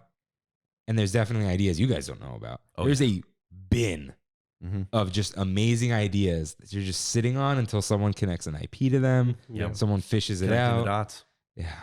And it's not like, it's a little bit disappointing. It's not like we have garbage or anything. It's just like, come on. Just do it already. Just do it. Yeah. Yeah. Yeah. Maybe we'll talk a little bit about what's going on with Disneyland. Yeah. More Star Tours for now, which is cool. The adventures do continue. They do. I did not know this. Every time, no, maybe I did, but I guess there's two modes to the Naboo thing. It can either Yes. stab the thing, or it can fall off. There is. Yeah. Yes. So it either stabs you or falls off. It's also when either you have Jar Jar swim and almost get, or like he's standing on the cliffside and you almost hit him. Or the one where he splats up against the windshield and limply rolls over the top of the That's Star right. Speeder, That's which is my right. favorite version. My girlfriend was like, that doesn't exist. And I literally pull it up. I'm like, this is hilarious. Let's watch it 5 times. Yeah. Something Kimmy never experienced, and I used to think was super cool, was when we were very hyped for Galaxy's Edge and they started doing the land in Batuu. And, C-3PO was like, looks like the adventures are just beginning. I'm like, oh, that's good stuff. Because it's like, oh, it's coming. We just landed there. Because that's really like the first kind of 3D-ish look we get. And one of the people who was working on the attraction, who was there for the panel, she was like, this is before we built the land. So like the version of Black Spire Outpost that is shown in Star Tours is a proto version of the land that we eventually get. So it was in some ways their first time even visualizing what Galaxy's Edge would look like. So the trees are in there and everything like that. And they're like, well, I don't know if it's really going to be here, but here's what we have, Yeah. All in 3D. Although kind of blurry. A little bit. Yeah. But yeah, real good stuff. So probably what many listeners have been waiting for. Oh, yes. Because this is a Disneyland podcast, after all. There are and are going to be more characters in Black Spire Outpost on Batuu, which is Star Wars Galaxy's Edge in, for now, Disneyland only.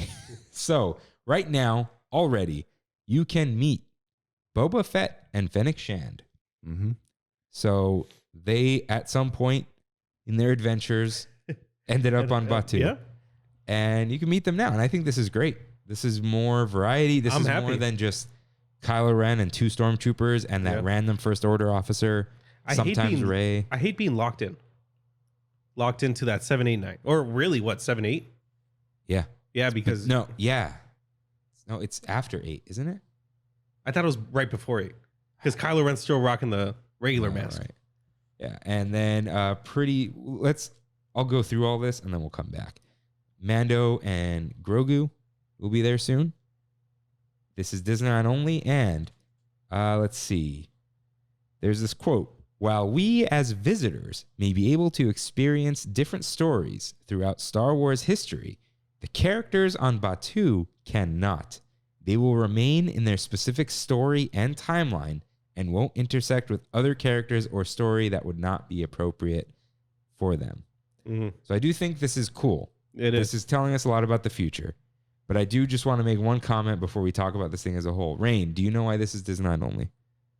It is hilarious. Is it some kind of like copyright law thing like Marvel? Oh, so much better. What is it? It interferes with Galactic Star Cruiser. Oh, no.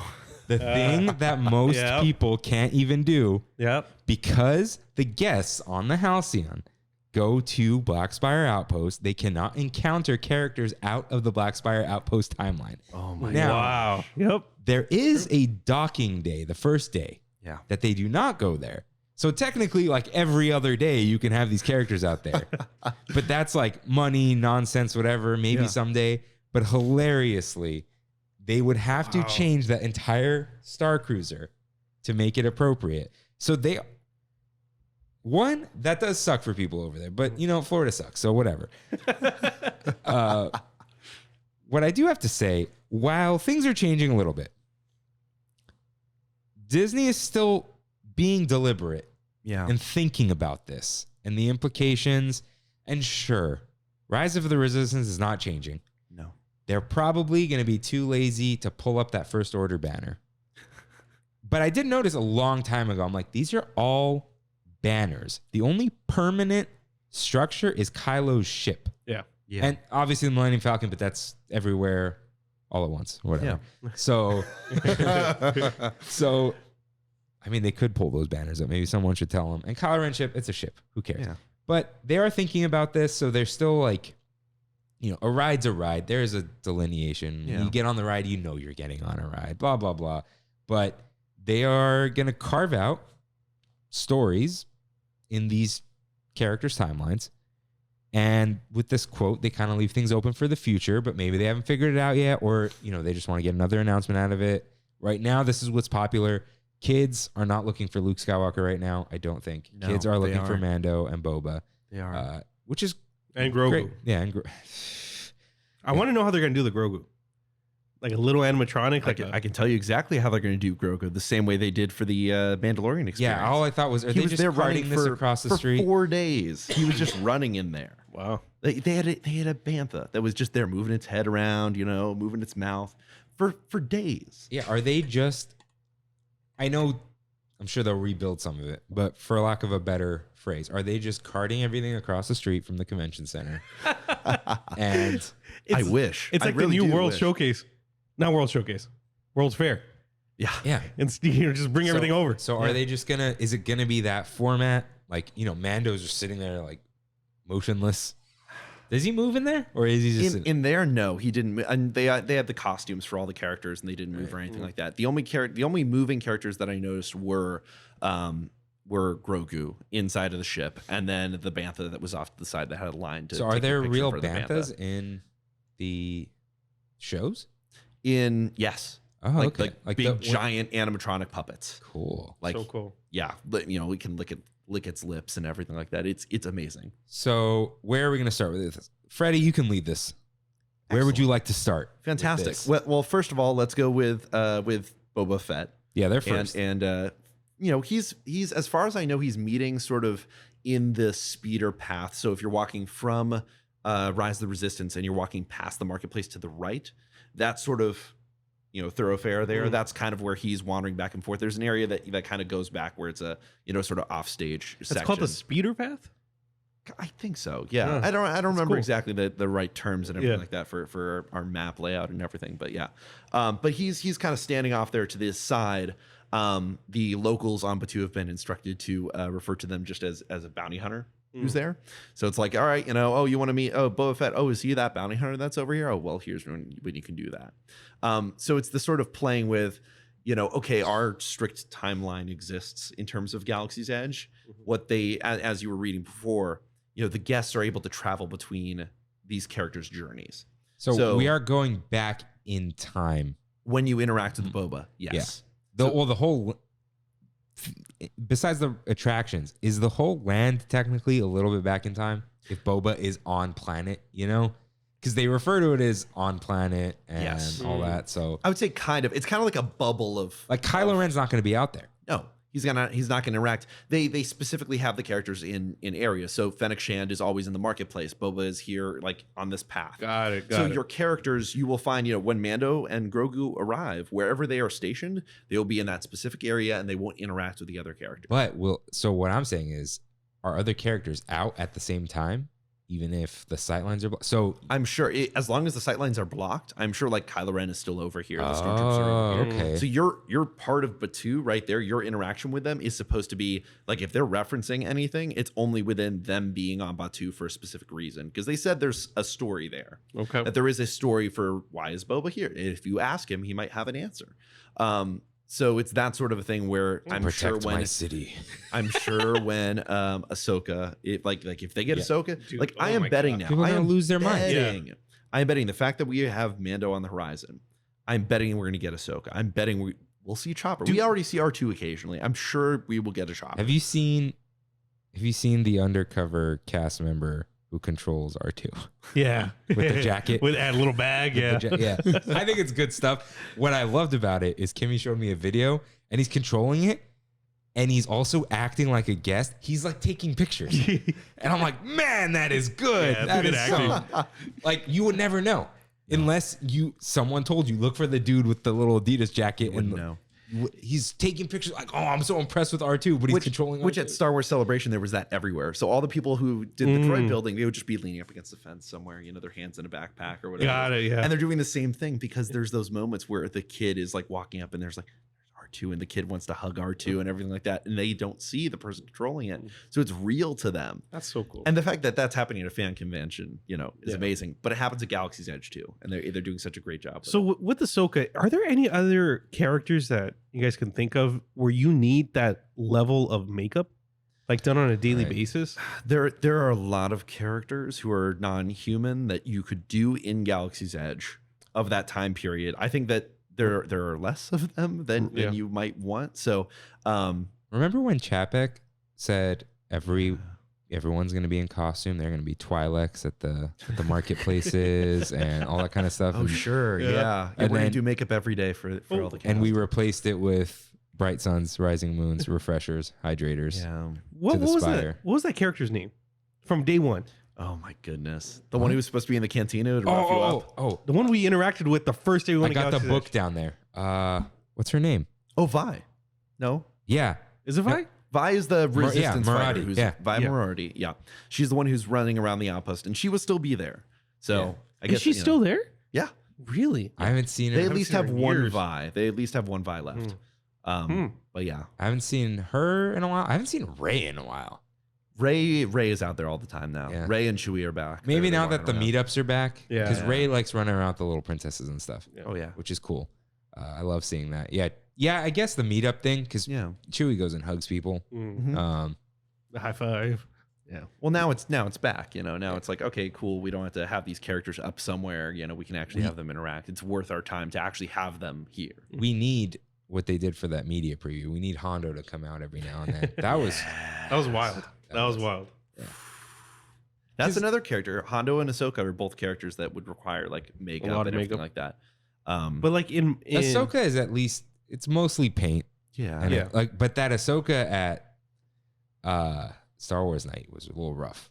Really? Well, that's the Ahsoka costume they used to have for Star Wars weekends that they shipped out here for it. Oh, that It's they the like exact same one. It Oh. has to be. Is it a mask? No, it's, Oh, it's makeup. it It's just just looked it's rough. rough because it's You have like to a dance quick in it. sort of thing. Yeah. Yeah. But it's her Clone Wars costume. So it was like back Okay. when they were doing Star Wars weekend. So it's just a direct like translation. It's not like her modern like outfit, which they now sell at Doc Ondar's. They added a lot of merchandise over Star Wars Celebration weekend. Nice. You can get like a puffer jacket, like a Kylo Ren puffer jacket. I'm like, Oh, really? yeah. Oh. Yeah. Oh. So, but yeah, I'm sure that this isn't the end of it. And eventually, like looking at it, I'm like, we're going to end up in a Galaxy's Edge or in an Avengers Campus type situation where you're there and then this character walks by and this happens. And they're introducing the Bounty Hunter game. So we'll see how that even plays into everything. Bounty Hunter game. So if you look over at Disney World in their Galaxy's Edge, they actually have a wall that's up. They have Magic the new band. magic bands that are coming in. That okay. They have this logo. There were people wearing the T-shirt too at the con because I assume they are working on it or something like that. But it's going to be a game where you actually are able to collect bounties. So you'll go on missions using the data pad. You can actually look through. They invited the media and showed off this whole thing where you can actually use the data pad and you can look into like one of the doors and see like an alien on the other side or something. That, okay, I need to find this person. And when you go back to the person giving out the bounties, it's actually like a door with a little slit in it, and it opens, and there's going to be an animatronic alien on the other side. Oh, is this that the place that was gonna be like the Explorers store? I don't think so. I think it's the speeder bike garage. It's the door to the right of the speeder bike garage. Oh, right. Yeah. Right, yeah. Yeah. Okay. So this has all been shown off for Disney World. No Right. word or confirmation that's going to happen at Disneyland. Although we do know that the magic bands are coming to Disneyland, so presumably, but who knows? So right now, Disney World's going to get it. Obviously, they have the Galactic Star Cruiser, so they're going to have more that. story. Yeah. They can have the bounty hunter and all the interaction, but they're not going to have the characters. We're going to have those over here. I mean, it makes sense, I guess, right? Well, one, I'm sure those cast members' jobs are not easy, being in character for a cruise, right? But also, kids, it's not really going to matter. They're not going to know. Oh, this doesn't fall in the timeline. But all the nerds who go, they're going to be salty about it. And there are many different types of nerds, all right? I'm a nerd, you're a nerd. But then there are those nerds. Then you get Derek. They're very loud and vocally salty, and they want you to know how salty they are because they know better. He's not supposed to be here. It's like, dude, I know, but it's Boba Fett. That's what I want the Batuans to be like that. He's not supposed to be here. He doesn't belong. Yeah. It's like error. They start the Batuans start glitching. It's like Westworld. Yeah. What Boba Fett? Where? Yeah. What is it? Doesn't look like anything to me. Yes, that doesn't look like anything to me. I'm gonna remember that one. That's a good one. Yeah. Oh my goodness. Yeah, I saw the lingo, the old lingo that all the cast members are supposed to use, the only the ancients know. It's like, dude, a guest is not gonna know what that means. No. Like Bright Suns, I got it. I miss Bright Suns. I want to hear it more. Yeah, we talked about how like we went to the, what was that called? It wasn't like a preview. Was it The reservation system. the early Oh, before Rise, right? before like Galaxy's Edge opened? Yeah. They had the reservations, but it was like walk in, cast members like Bright Suns, Bright Suns, like yeah. And now like sometimes you're not. Sometimes like I want to say it, but I'm like, dude, are they new? Do they know? Yeah. You know. If it's a cast member in Galaxy's Edge, they know it's So whether they're still committed to training those the cast problem. members. They're committed to the training. The problem is the are you going to say Bright Suns? Because otherwise, I'm not going to motivate. You know, I'm not going to stand out there and say Bright Suns. But are you going to say Bright Suns? Like, I am sure as a guest, if you interact on that level, they will interact on the same level as you. Okay. They are trained to do that. The real question is whether you want to go out of your comfort zone to actually engage someone in terms of playing. Got it. Okay. Yeah. We'll see. We'll see. I'm sure it depends. Like sometimes I'll hear data pad credits, whatever. Sometimes I don't.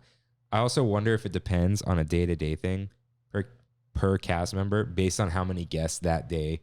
Yeah. Just like what? Yeah. And I'm like, okay, today is like a ticket holder day, not a pass holder day. Today, no one cares. And then you'll have Star Wars, you'll have Star Wars Celebration and everyone is there for it. Yeah. So then it's like all of a sudden everyone cares, everyone's passionate, everyone's crying when they get off Rise. And it becomes a more meaningful experience and you have that level of engagement. Nice. That's cool. Yeah. One of my favorite memories was before Rise was open, they paid cast members to stand outside and tell people it was not open because people don't know what signs, ropes, and barriers are. And we played Sabak with these two cast members for like hours. Like it was my friend's friends, and then they knew someone, and every 10 seconds. We're at like on the Hungry Bear? No. In front of Rise, there's like this little, it looks like a gonk droid, but it's not. It's like these like little pylon type looking things, and you can play Sabak on top. And we're just playing, and then like every 35 seconds, it's not open right now. Oh, when does it open?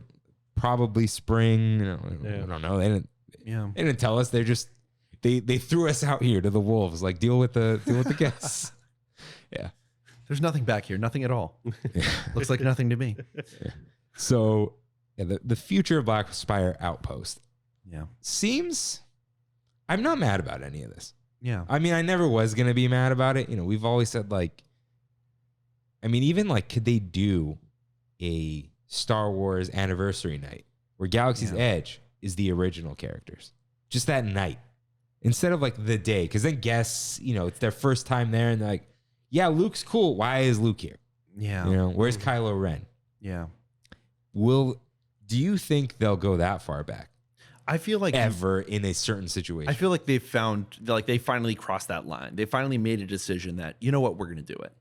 That there's enough people asking where's the Mandalorian, where's Grogu, that you need to give the people what they want. And you got to find a way to you got to start slow, like how the NBA put a little tiny patch of an ad.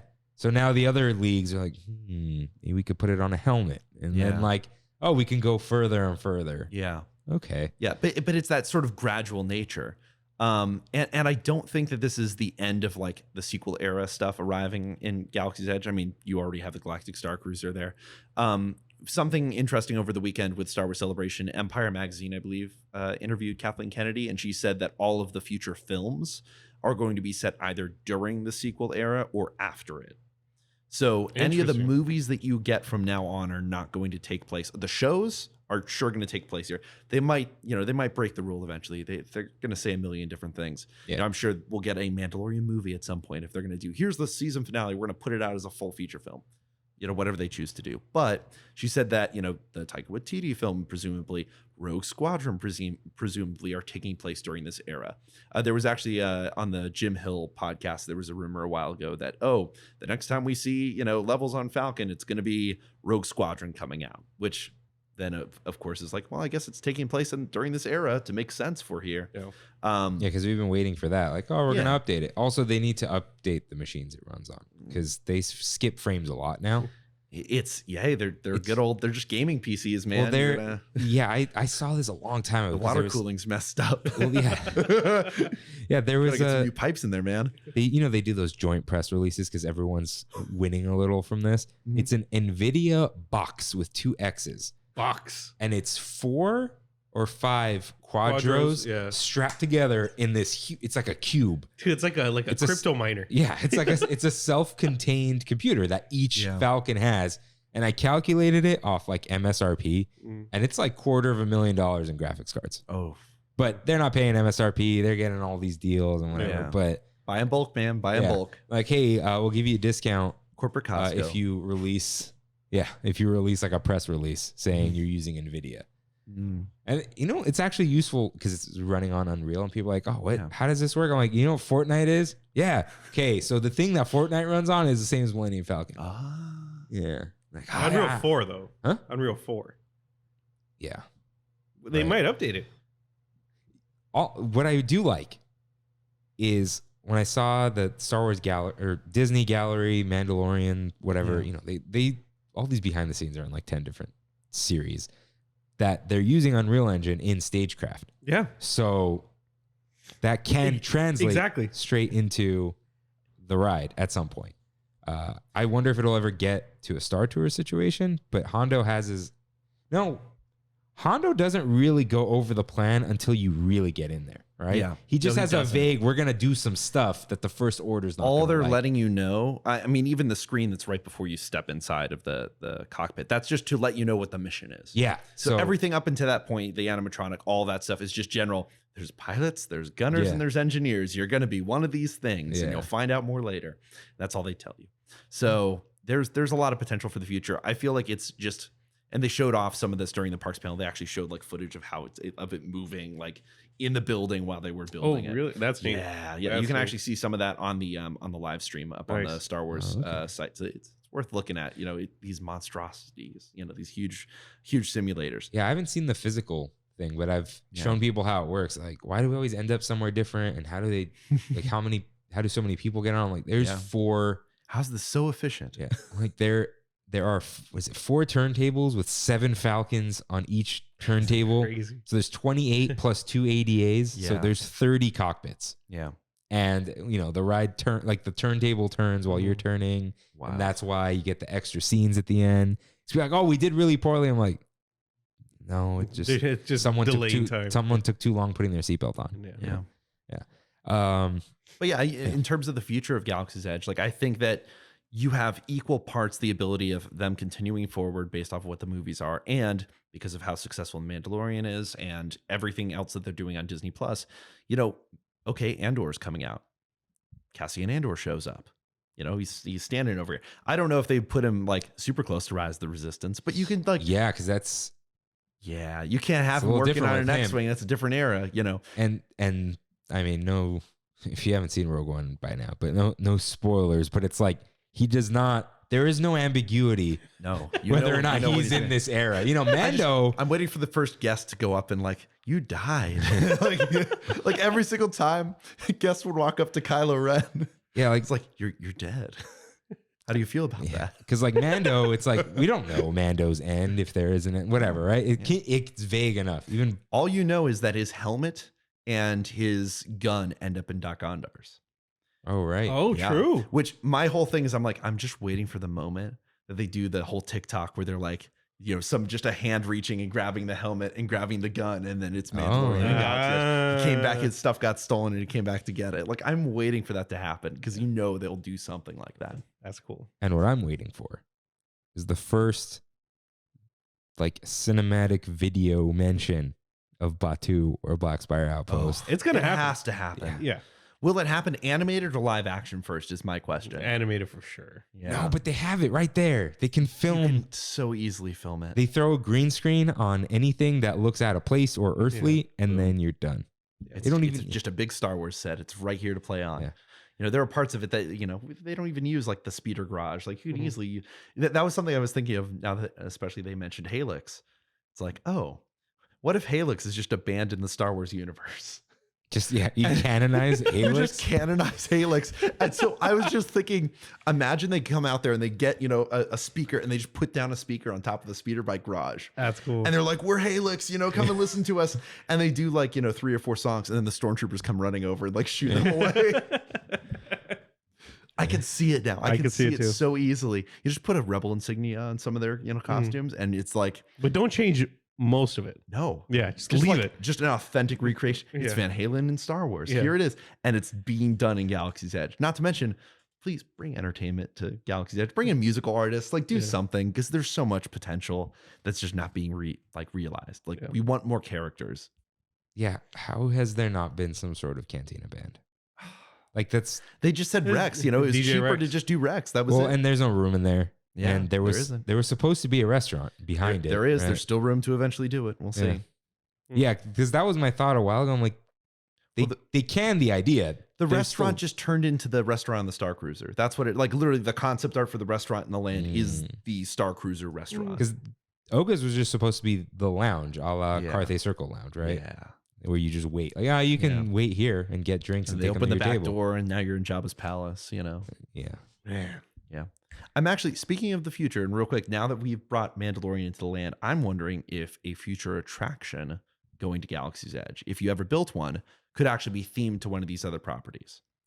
That you could actually do. There's They actually kind of branch concept out a art. little bit. There is concept art of the Mandalorian standing next to a ride vehicle that was built for, designed for Galaxy's Edge. This ride was never made, but it was a bounty hunter, you're hanging out the side of a sort of shuttlecraft with a gun, kind of like Interesting. web slingers but suspended. I But can it- totally see them doing it. It literally, it's like a mini version of Mando's Yeah. Razor Crest. I'll send it to you guys afterwards. You guys can look at it. Please But no it's- more web slingers. I Midway know, Mania dude. rides. But they'll And do it. You Star don't Wars- want to hang out the side of a speeder, Okay. and shoot at some pirates. Come on, man. Come So- on. I was watching a Clone Wars episode. Padme jumps on a speeder and is being chased by bounty hunters.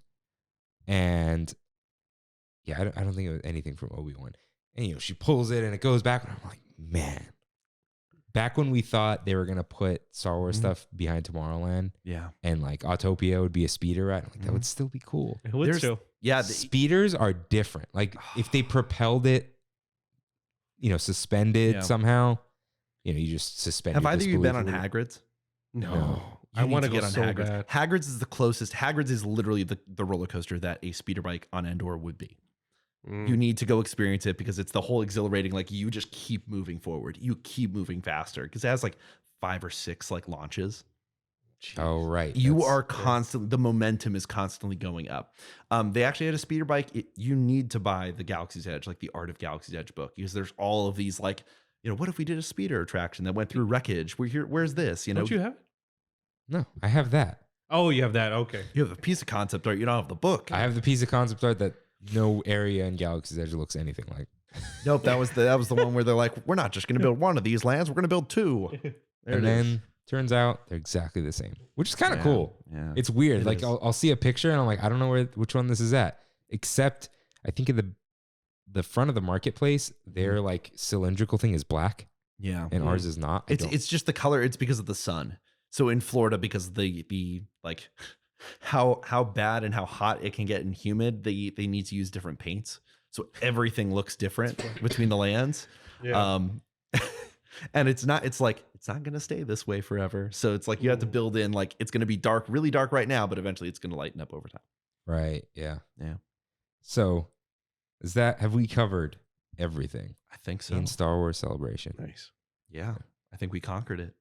We conquered this mountain. All right. The Spire. Yeah. This Black mountain. Spire. We slayed the Spire. Oh, You great slayed the game. spire? It's a game, right? Yeah, great game. Yeah. Well, we did mention Halyx, so here's a little special Halyx for you guys. Matthew. Guess where I am. You're at Disneyland, I hear. It's our pals parking structure. That is perfect because you're not in line. You're not watching Phantasmic or World of Color. Not yet. Well, not yet. Yeah. But I am here on a mission to watch World of Color. So for everyone who doesn't know, we have Matthew Serrano on the line. He is at Pixar Pals with some noises going on, friend of the show, but he did direct the Halyx documentary live from the space stage, a Halyx story, and we have some. Now, there you go. Yeah, There's something for the Trammin podcast. We have some Halyx news, Matthew. I think we should just let you do the honors. What's going on with Halyx right now? Sure. So, as I believe I talked about the last time I was on the podcast, I'm editing on a new documentary right now. And I was doing an edit session with the director and the producer, and then I got tagged in a tweet. And I kind of glanced over it during the edit session, and it took me about 3 seconds to process that this photo that I was looking at was not a Photoshopped image. Because I will say that in the time of like the Halyx doc being out, there have been a couple of times where people have like, like photoshopped an image of like, oh, Halyx on Disney Plus, and stuff like that. The Halyx documentary is on Disney Plus, or Halyx on a poster of like whatever, right? Like I've seen a few Photoshop like meme images. Dude, that's why when I saw that, when you posted it, I literally responded to the post. Is this real? Because I've seen those posts before. I couldn't believe it. Yeah. So I just immediately assumed that. And then my like jaw dropped, and I remember immediately telling the director and the producer of the doc over the Zoom call thing that we were doing. I was like, oh my God, Halyx is that Star Wars celebration. And they were like, what? I was like, I just got tagged in this thing. Why are they talking about Halyx and Star Wars celebration? What is going on? And then all of a sudden, and then I was just like, okay, whatever. I'll get back to this edit session. I was like, I'll put my phone away and we'll look at this later. And then 5 minutes later, it was just tag. It was like just my phone blew up. Text messages from people, all of these notifications of people freaking out, going, what is going on? Why is Halyx a Star Wars celebration? And so finally I was like, okay, I have to end the edit session. This is too distracting. And so we ended it early. I went on my phone. I started going through everything. And then, I watched the clip. And basically, for those not in the know, at Star Wars Celebration, they did a panel where they talked about the history of Disney parks and Star Wars collaborating. And at the beginning of the panel, Scott Trowbridge, who's like the creative lead behind Galaxy's Edge, he goes, oh yeah, but before we get in, I wanted to say, I just found out about this thing recently. Have you guys heard of this thing called Halyx? And a couple of people in the audience cheered. And then he was like, it was this band they formed in 1981, and we should bring them back. Who would be down to see Halyx come back? And then more people started cheering. And then that was it. They just like, they didn't mention the documentary. They just left it and moved on. Wow. And it was funny because I had so many people texting me. Kevin texted me, and he was like, I can't believe they didn't mention the dog. And I was like, yeah, like I don't know what's going on. And so if you guys are aware of Sarah Sterling online, she worked for Imagineering for like a good chunk of time. And I had a conversation with her once where she told me about, because she worked on the Galactic Star Cruiser project, which is another one of Scott Trowbridge's projects that he did. And so she was like his assistant for a time. And so she was nice enough to give me his email. She was like, dude, you should reach out to him. And so I've only told a few people this. Wait. So this is a Trammin exclusive. Another Trammin exclusive. Trammin exclusive, but Scott Trowbridge responded to my email. Wow. Is it happening? Well, so it answered more questions. It answered some questions, and it provided some more questions, I will say. But I emailed him basically being like, hi, I'm going to assume that you've seen the documentary and blah, blah, blah, blah. And then I ended it with PS in the small. I said, like, I'm a huge fan of your work. I would love to see you guys bring Halyx back. If you need a Halyx expert, you know who to call. And then I said, in the small off chance you heard about Halyx through word of mouth and have not seen our documentary, Here's the link. You'll love it. Bye. And then he responded right after he got off the panel, mind you. He's like still at Star Wars Celebration. Because he's a huge fan of Halyx. I think it's amazing. I think it's amazing that he got my notification and responded. Like, that's so cool. And he said, "Hi, Matthew. Sorry for making your phone blow up. Sadly, I was not around when they were, but I love the audaciousness of the idea. Halyx came to my attention when I met someone wearing a t-shirt with the poster image on it. So someone must have been wearing it at the convention or at the parks. Wow. I asked what it was, and they told me it was a Star Wars themed band at Disneyland. And I was all, how could I not have known about this until now?" And then he ended it with, "It's good to know that there is an expert out there should the time come to resurrect. All the best, Scott T." Wow. Wow. Well, see, the reason he got back to you right away is because of I'm just going to call it the Halyx effect. As soon as you find out about Halyx, you want to find out more about Halyx, and then you realize, wait, Matthew found out everything there is to find out about Halyx and put it in the documentary.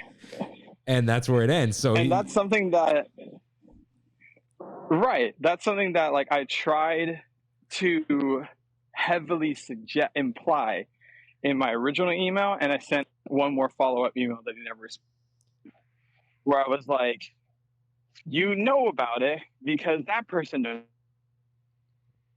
You're breaking up a little bit.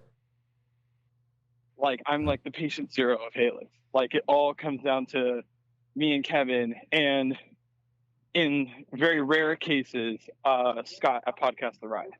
Mm. Like, we are the only Halyx sources, because otherwise there was the one blog from Jim Magon that no one saw, no one was aware of. So yeah. But yeah, no, it's so true. Like, if he wants to get more Halyx information, curiosity is going to get the best of him. But it's funny because the more that you start to think about it, right? You start to think about the whole situation. And for the longest time, I was like, even if some top-level Imagineer found out about Halyx and found out about our dog, it would never be brought up or mentioned, because the second that they find out that their top song was a song called Jailbait, they would be like, let's sweep this under the rug again. So it's hilarious that one day the head creative portfolio guy for the Disneyland Resort is going to be like, and play. And then find out that he just announced that we should bring it back at Star Wars Celebration in front of a crowd of people. He knew what he was doing. It makes sense. But not getting too into rumors and stuff like that. Yeah. It is very interesting, to think I talk with people who, I won't name names and I won't say who they were for, what they were for, whatever. But I talked to some people who were like, Halyx has brought up in meetings before. I think he was lying to you when he said he hasn't watched it yet. So I don't know. Who knows? Maybe someday I'll have the pleasure of meeting him and I can find out the truth. Because I told him, I was like, you want to get coffee? You want to hear all about Halyx? Let me know. I'm sure, he said he did something very public, and your documentary is very public. It is the thing. I think he knows he's got to tread a little lightly, I mean, the great thing is that thank God the doc hit 1 million views. Thank you, Fast episode. Yeah. Because now the Halyx documentary had 1 million views. That adds a lot more legitimacy to it as well. Him typing in Halyx and going, oh, what's this? It says 1 million views. This already has a built-in fan base, Yeah, I don't think this is the last we've heard about this. So, I mean, we're very happy for you. Very happy. Congratulations. Yeah, that was awesome. That's awesome. Congrats, Matt. Thank you. And we're obviously excited for your top secret project. Oh, yes. No, I'm very excited about that, too. Things are going great with that. Otherwise, I can't really think of any other updates about that situation, but I just think it's so crazy. It's mind-boggling to me that, every year the Star Wars Celebration has been a thing. I have, had my eyes peeled on it from start to end, where I just watch, every single live stream that happens, and just like soak up everything. And I was so busy this past weekend that it was the first Star Wars Celebration I didn't watch. And then to see like Halyx being brought up is just crazy. Yeah. Especially too because I was like, you know what? After the Halyx doc comes out, it'd be so cool if like people did like a Halyx cosplay at like D23 or Celebration. I would have never thought in my wildest dreams like, you know, that was gonna Yeah, it's like a happen. So well-produced that was slide. Really cool. Yeah, That's that the is. best part. Yeah, it wasn't just like the picture. It was like, oh, they made It this wasn't slide. even mentioned in passing. Yeah, They made a slide. Yeah, no, so true. That's the best part. There was a dedicated slide to Halyx. They literally said, you know, Hilarious. good thing this is live. You know, we're gauging the reaction. Like they literally said, all right, this is recorded. Like they have the reaction to this, like from the audience Yeah, of what they were saying. he literally was like, I think we should bring it back. And then turns to the audience like, huh? You heard about this, right? My friend Jonathan and his boyfriend from high school, they messaged me afterwards and they were like, we were in the audience and we tried to cheer so loud. Which was also really cool too. That was another cool thing of like, oh my God, like friends from high school were there cheering for Halyx. Like that's just so surreal. It was really cool. yeah. We want to see the graph of views after this weekend. Yeah. Because It's Oh, true. it's gonna go up. Yeah. Yeah. I need to ask Kevin for the analytics.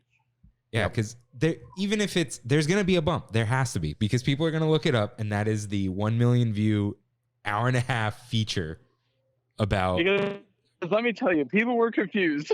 Like, you Yeah. could tell people in the audience were like, "Whoa!" Like they were like, "What is this?" Because I mean, naturally, that's also another effect of Halyx. Is the first time you see it, you are hit with the biggest wave of confusion, and poor little Scott subjected an entire crowd of Star Wars fans to what the fuck is the Halyx? And I think we're all better off because of that. Like Yep. We are. and so is that whole crowd. So thank you. Oh, I hear some music. He's arrived. I think he's arrived. Yeah. So thank you so much, Matthew. You're hearing Frontier Tower. Sorry, Okay. Are you I travel back in time. are you going to Trader but- Sam's? If you guys want to join me later at Trader Sam's, come on through. I was actually going to say right before I left, if you guys want to come down to Trader Sam's, come on down. Only Your guest on this episode is meeting me. Oh, yes, I am. Oh, yeah. Yeah, only if Rain, what is it? Edits until 4:30 in the Oh, morning. I know. That's very true. We will see. Yeah, we will see. But thank you so much. You're awesome. Obviously, you know that. It's confirmed after this You guys weekend. are awesome too. Thank you. All right, have fun at the Disneyland Resort, and Thank you. we'll talk to you soon. We'll see you soon. We do actually need to hang out at Disneyland soon, Yes, sir. so Absolutely. that'll happen. All right, thanks again. All right, dude. You guys. All right. See you later. Bye. Hope you guys all enjoyed our special appearance, surprise guest appearance for Matthew Serrano. If you haven't watched the Halyx documentary, What are you doing? yeah, First off, Gene, he hadn't watched it? he was like, "Hey, what's this?" And I'm like, "Gene, you would love this." He was at Star Wars Celebration. Yeah. I He saw. loves Star Wars. I'm like, "You got to watch this." And he goes, "Well, I listened to the episode with the guy on it." And I'm like, guy. "Well, I think he said the director or Yeah, whatever." that's yeah. such a Gene thing to do. No. And I'm like, and he was like, "Yeah, it was good." I'm like, "Gene, go watch live from the space stage, a Halyx story on the Defunctland YouTube channel, and then go listen to the first episode of Trammin Plus, where we met Matthew Serrano for the First time we talked to him, yeah. Yeah, and had a great episode with him. That guy's a storyteller. Yeah. Yeah, he talked most of the time. We didn't have a script. We were just listening. I had nothing. I just had like there wasn't even an intro because it was Trammin Plus. It was just like, let's get into it. And, and even when he was telling the story of this weekend, it's like, he's in story mode right now. Yep. He knows what he's doing. He has to tell you the whole thing. But As in it happened. but in a good way. It's Yeah. not like, okay, so I was wearing these shoes. It was like, no. So I was editing on my new project with these friends, and then I get this text, and I'm like, because people often send me these things. They're photoshops, whatever, and That's great for a documentary filmmaker. yeah, perfect. He's a storyteller. So yeah, go listen or watch both of those things. Yeah. But it was actually I know, shameless plug. But if anyone watches the Halyx documentary, our episode is like a very good little behind the scenes of it. Because he talks a lot about the people he talked to and met. And I know there's he's done a couple interviews, but like not at that time when we released it, it was like 2 other ones, if not one. He was like, I've been on one other podcast. I found him on LinkedIn. Wow. I just looked up his name and I was like, I'd like to get somebody from Defunctland, Looked up his name and I saw Mount San Antonio College, the same junior college I went to. And I was like, well, here's his email. Let me message him.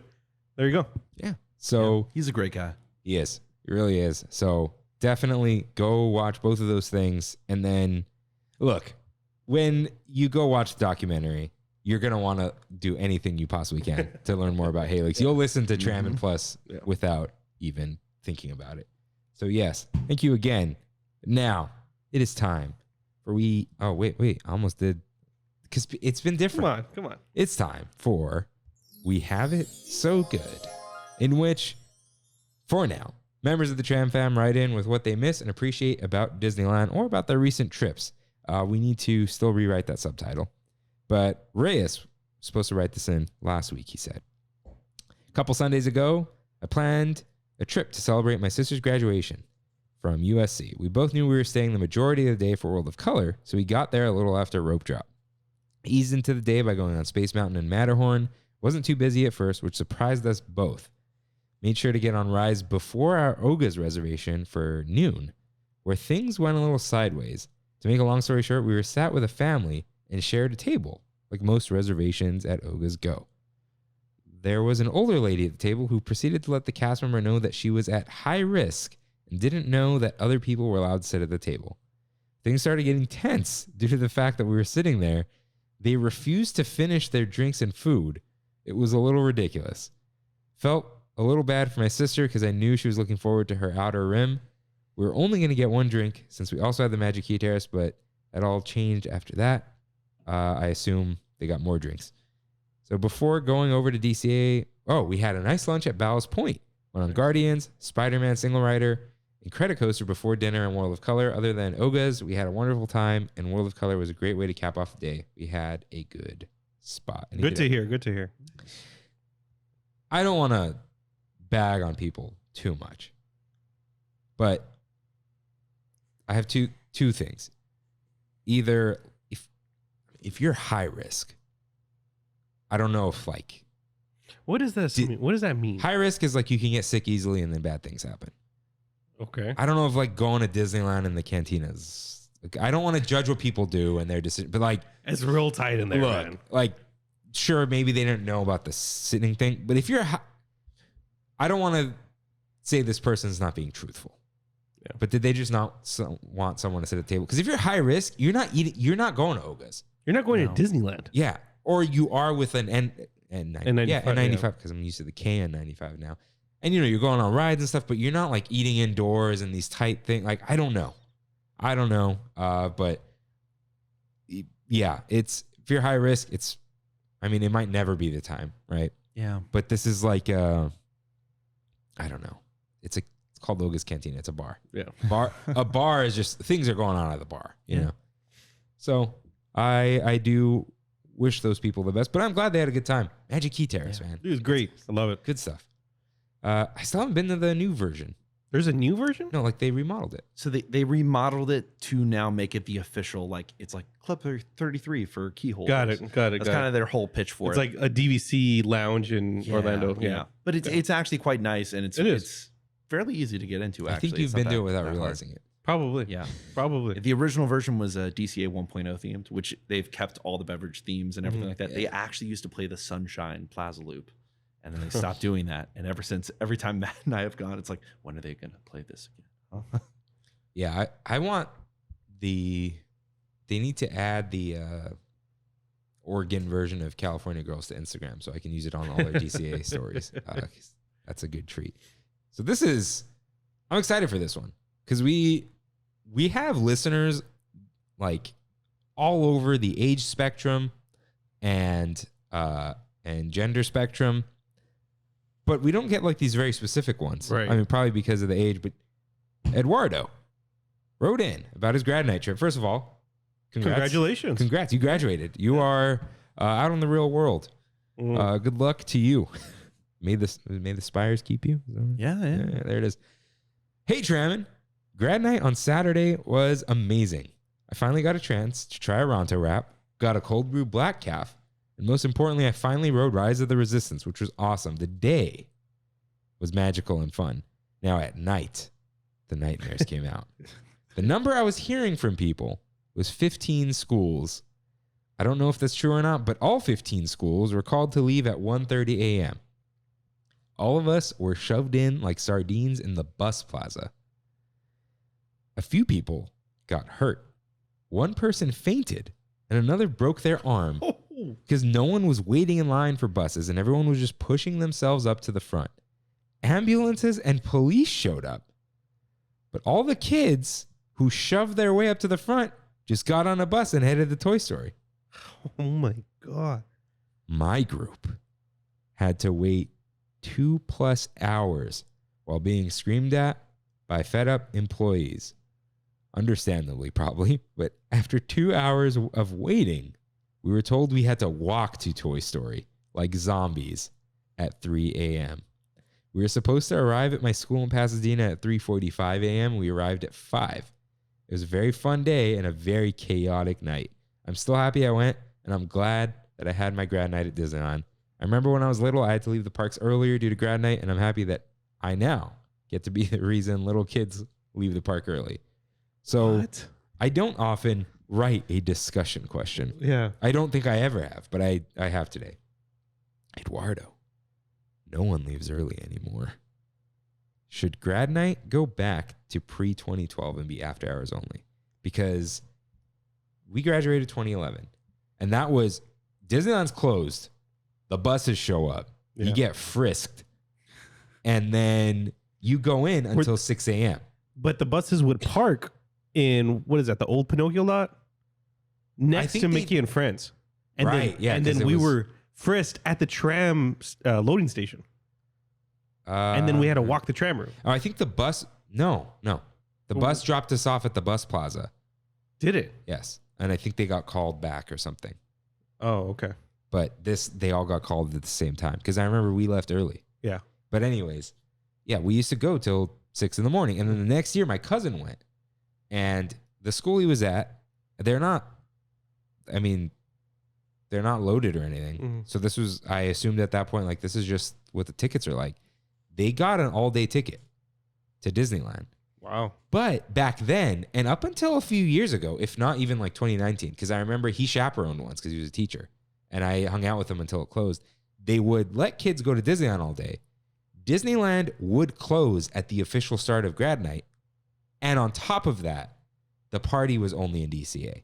That's what I thought. Yeah. That's what I thought. But now, they just let the kids stay longer. It's like a But free they're there all day long with all these crowds.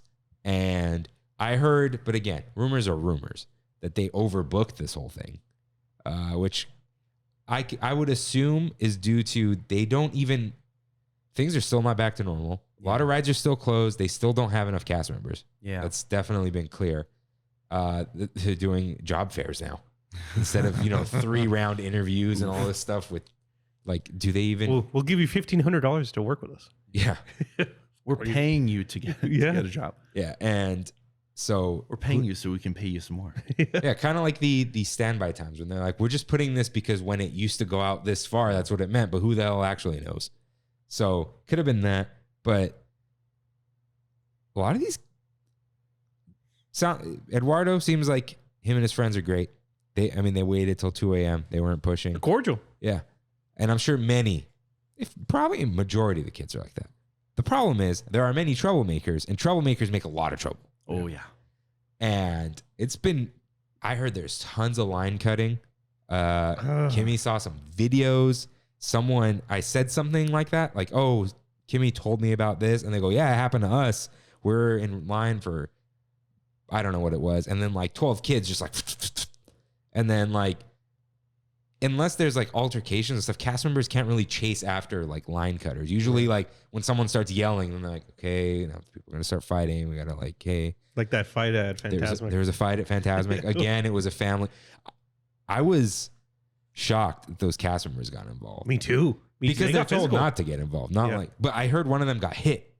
So then it was kind of like, You got carte blanche now, kind of thing. no, I mean- they weren't being, the cast members weren't being. But they were holding him down.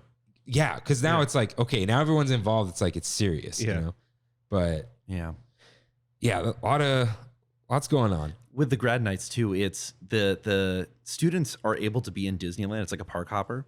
But Yeah. if they're not in California Adventure by like 10 p.m., then they get locked out of the after hours like grad night. Oh, they do. And they have Ooh. to spend the entire rest of the night after Disneyland closes at midnight. So they might have to spend 3 hours in the Esplanade. Oh. They don't get any access to the actual grad. Whoa. So that's sort of like the threat of you need to be in here by this certain time. Yeah. I think too, the reason that right now it's like, all right, we have to close the park early and do this whole thing, and it's only ending at 1 or 2 a.m. is the issue of however late you go. Like if you're going until like 5 a.m. or something like that, if the party hours were officially to them, you don't have that many hours to clean up the park and do maintenance on rides before you actually open for the next day. But I know Disneyland I swear there was a time it opened like later. It opened at like 10, Yeah. 10, like 11. Yeah. And Now you know, it's they have always the 8, magic right? morning, whatever. Yeah, it's Yeah. always open super early now. Yeah. Because it used to be like, we used to check like, oh no, rope drops at 8 today. We're not Yeah. going. And it used to be like, oh, we get there at 10 at rope drop. I've definitely been there at 10 a.m. rope drop on a Friday before in like 2012 or something. Yeah. And that's probably, that probably makes sense for like a grad night happened or something like that. That was in September. They were just Wow. like, yeah, we open at 10 today. Yeah. Slow hours. Because I think the inflection point for Disneyland being so busy was the Diamond Celebration. Oh. Because Diamond Celebration is when Instagram was popping off, and then FOMO got into a whole thing, Yeah. and now influencers are here, and it's over. There's no going back. It's But, going to like, be this I went- bad forever. I went 2012. I mean, they had fast passes, but my cousin and I showed up at Rope Drop. Like, no big deal. Yeah. Like we just like parked, That's crazy. trammed, walked in, rode everything multiple times. We rode every ride. Do you remember the beginning of the reopening when there was super low park capacity? We were that like 1 week. it was 1 week because Yeah. then the second week was already slightly more. Yeah. There was like I think, They just kept turning up that knob. yeah, because I think the regulation was 15% for the first 2 weeks at least, but way after the fact, they said it was lower than 15% on their own decision. I was there May 2nd, and it closed at 7, but ghost town. Yeah. January, February of 2021 was my first time going to Disney World ever. And when we went, both Disney World and Universal were pretty much completely dead that week. Nice. And it's still like kind of pandemic times and everything. Yeah. We're like kind of locked down. But we ended up riding Flight of Passage like 7 times in a row. They literally had a cast member at the exit, like, you guys want to go again? Like waving people on. We went on Hagrid's 7 times in a row at Universal, just looping. We just kept our bags in the locker, looped, and then, okay, our 2 hours is running out. Let's go, like, switch it out. And then just looped more. Jeez. It was insane. And it's never going to get that good ever again. Like now we're in the times we are now where it's just capacity is insane. Yeah. Yeah. So okay. The time I not helped. My cousin was chaperoning and I was with him. And if he had to go chaperone, I didn't go with him. Right. Like I remember Disneyland closed at 9 and I had to go home because DCA was the party. The party still ended at like 3. So there's time to clean up and all that stuff. So even though it sucks, Disneyland closes, whatever, a lot of kids don't want to go all day because they're like, oh, we have our own party. Now it's like, oh, we got a ticket to Disneyland, and it's hard to go to Disneyland. And there's a million of them, and they're rowdy, and there are not enough cast members. Yeah. Which is management's fault, not cast members' fault. Yeah. And yeah, it's like, especially imagine like a new cast member, right? Poor people, man. And you know, I'm sure there's some cast members, they're there, it's a job, but many of them, they love being there. Kimmy and I had this person scanning the tickets. She was smiling ear to ear, scanning our tickets in, and 5 hours later when we walked out, and I'm Still like, smiling? it must have been her first day. Yeah. Because like, not that cast members are not smiley, it's that it's imagine starting now. You're all like, Brian, I got my job at Disneyland, like finally, and then like it's this insanity. It's the people right now are rabid to just do things. Yeah, it's crazy, and this grad night's just not helping. Like I got to put that calendar out again for people of the grad night dates because I don't know, man. Like it's not kids these days. Kids are always like this, especially seniors. High school kids are another breed, but we were like that. Not us specifically, but our class when we went. It used to be worse, apparently. But it was only the teachers, the students, and people who worked at Disneyland. There were no like innocent bystanders. Because as far as I know, again, I could be totally wrong. There was no day ticket option before 2012. We didn't get the option. We didn't get it at all. Because our school probably would have charged us if they could. I don't know. But I don't think it was like that. But 2012 was definitely like my cousin was like, I'm at grad night. I'm like, it's 2 p.m. It's like, yeah, we have a day ticket. We could show up at any time. We didn't show up till like 8 or 9. Yeah. So, one of our friends who was banned from grad night jumped the fence. Yeah. My school, Villa Park, they got banned because a group of them, I guess, were on It's a Small World, and they had a bad trip. And they ended up jumping out of the boat and getting stuck backstage and lost in the ride. So banned forever, I guess. That was it. Yeah, we had to go to Six Flags. Ooh, not even Knott's? Not even Knott's. Six Flags. Yeah, that's rough. That's rough. So, yeah, it's a little crazy. But I'm glad Eduardo had a good time. I hope it's not like this next year. I hope not. God, high school kids, man. We're a little snots too at some point, but it's bad. We shouldn't kid ourselves. It's like this every year. It's been like this forever. Not pre 2012 is what I'm saying. It was like that during grad night after hours. It was contained. Because the grad night's whole appeal was you're there like midnight to 6. Yeah. And yeah, I get it. The cleaning, all that. It's a mess. But like, that's what grad night was. It was the party. The rides had like long waits and everything. But now who knows? So you gone to Disneyland recently? I had a quick trip. Yeah, what's up? Went to Uva Bar real quick. Oh yeah. Got dinner, got the fish tacos. Chef's kiss. Rode It's a Small World. And got the I think it's the triple chocolate chip brownie thing. It's like a brookie at Pooh's Corner. Oh, the triple chocolate brownie pie. This thing. Ooh. Yeah. Because they have the holiday one. Dude, shout out to that thing. I got to try the triple chocolate. Awesome. I've never had a brookie that's like brownie mixed with chocolate chip cookie. That's not what that is it? It is. Let me see. No, it's just one. It's not a brownie. I'll tell you that. No, I know. But it's a brookie is a cookie inside of a brownie. Yes. Not mixed. Exactly. This is like mixed. Oh, you're saying it's like a brownie with the consistency of a cookie is what you're saying. Okay, yeah. Got it. Okay. But yeah, that was pretty much it. We got there and left really quick. I got to ask my mom how she used to do it. Did you get my Ghirardelli notes? I did. She used to take like dollops of Ghirardelli and just make cookies out of them. Wow. Which is way more dangerous. Yeah. I don't know what she did, but I'll ask her. Freddie, I know you're at Disneyland a lot, but do you have any standouts from recent trips? Anything you want to mention? Well, unfortunately, it looks like the thing that I was about to bring up is no longer in there. But during the Star Wars night and during the subsequent, like this past month, up until Star Wars Celebration, they had a few different items in Galaxy's Edge to kind of celebrate Black Spire Day is what I think they called it. But in Oga's Cantina, they had a specialty drink. I don't remember what it was called, but it was very good. And even better than that, they had these pretzel rolls that you could actually get. So for the first time when you were in Oga's, you could actually eat something. Yeah. And it was actually worth doing. Otherwise, tonight I'm actually going to go meet up with Matthew Serrano, speaking of, who was just on the podcast, and we're probably going to go to Trader Sam's, so that's going to be a good time, of course. Yeah, I think that was like they never announced an end date, but it was like May. Yeah. Like the cookie at the milk stand that sold out at 9 a.m. They ran out of stock. That has to be what it is. I think it was, we were selling it May 4th and May 5th until we're out. Yeah. I think we mentioned something like that. But I asked them about the cookie and they're like, oh, you got to get here early. Like, how early? They're like, the cast member was just like 9. That's why. Like everyone rope drops for this cookie. Yeah. Matt and I, pre-pandemic, Matthew Serrano and I would rope drop for the breakfast chimichanga Oh, outside yeah. of Big Yeah. Thunder Mountain. We- If you have Have not you had had the it? breakfast, I've had it. if you have not had the breakfast chimichanga, add it to your list of things to do when you go to Disneyland in the morning. Always worth it. Yeah, I recommended it to an employee who went recently. I'm like, listen, dude, you go eat whatever you want all Yeah. day, but I sent them like a foodie guide that I made.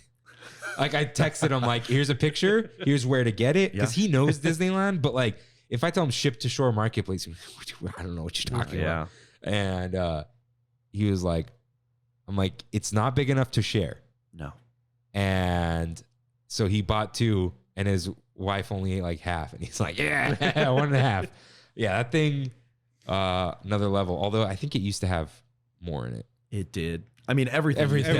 is We smaller have, now. we have brought this up now with the lobster roll from earlier. Yeah. It's like everything. Remember back during that one shareholder meeting where everyone got up in arms because one of their financial people was like, "Oh, it's going to be good for people's waistlines or whatever." Yeah. It is. And you're like, "That's not the point." That's Yeah, I was telling my uncle who he's into fitness and healthy eating. Yeah. But he's all when I told him that, he's like, they really said that on a investor call. yeah. Like you don't say who that.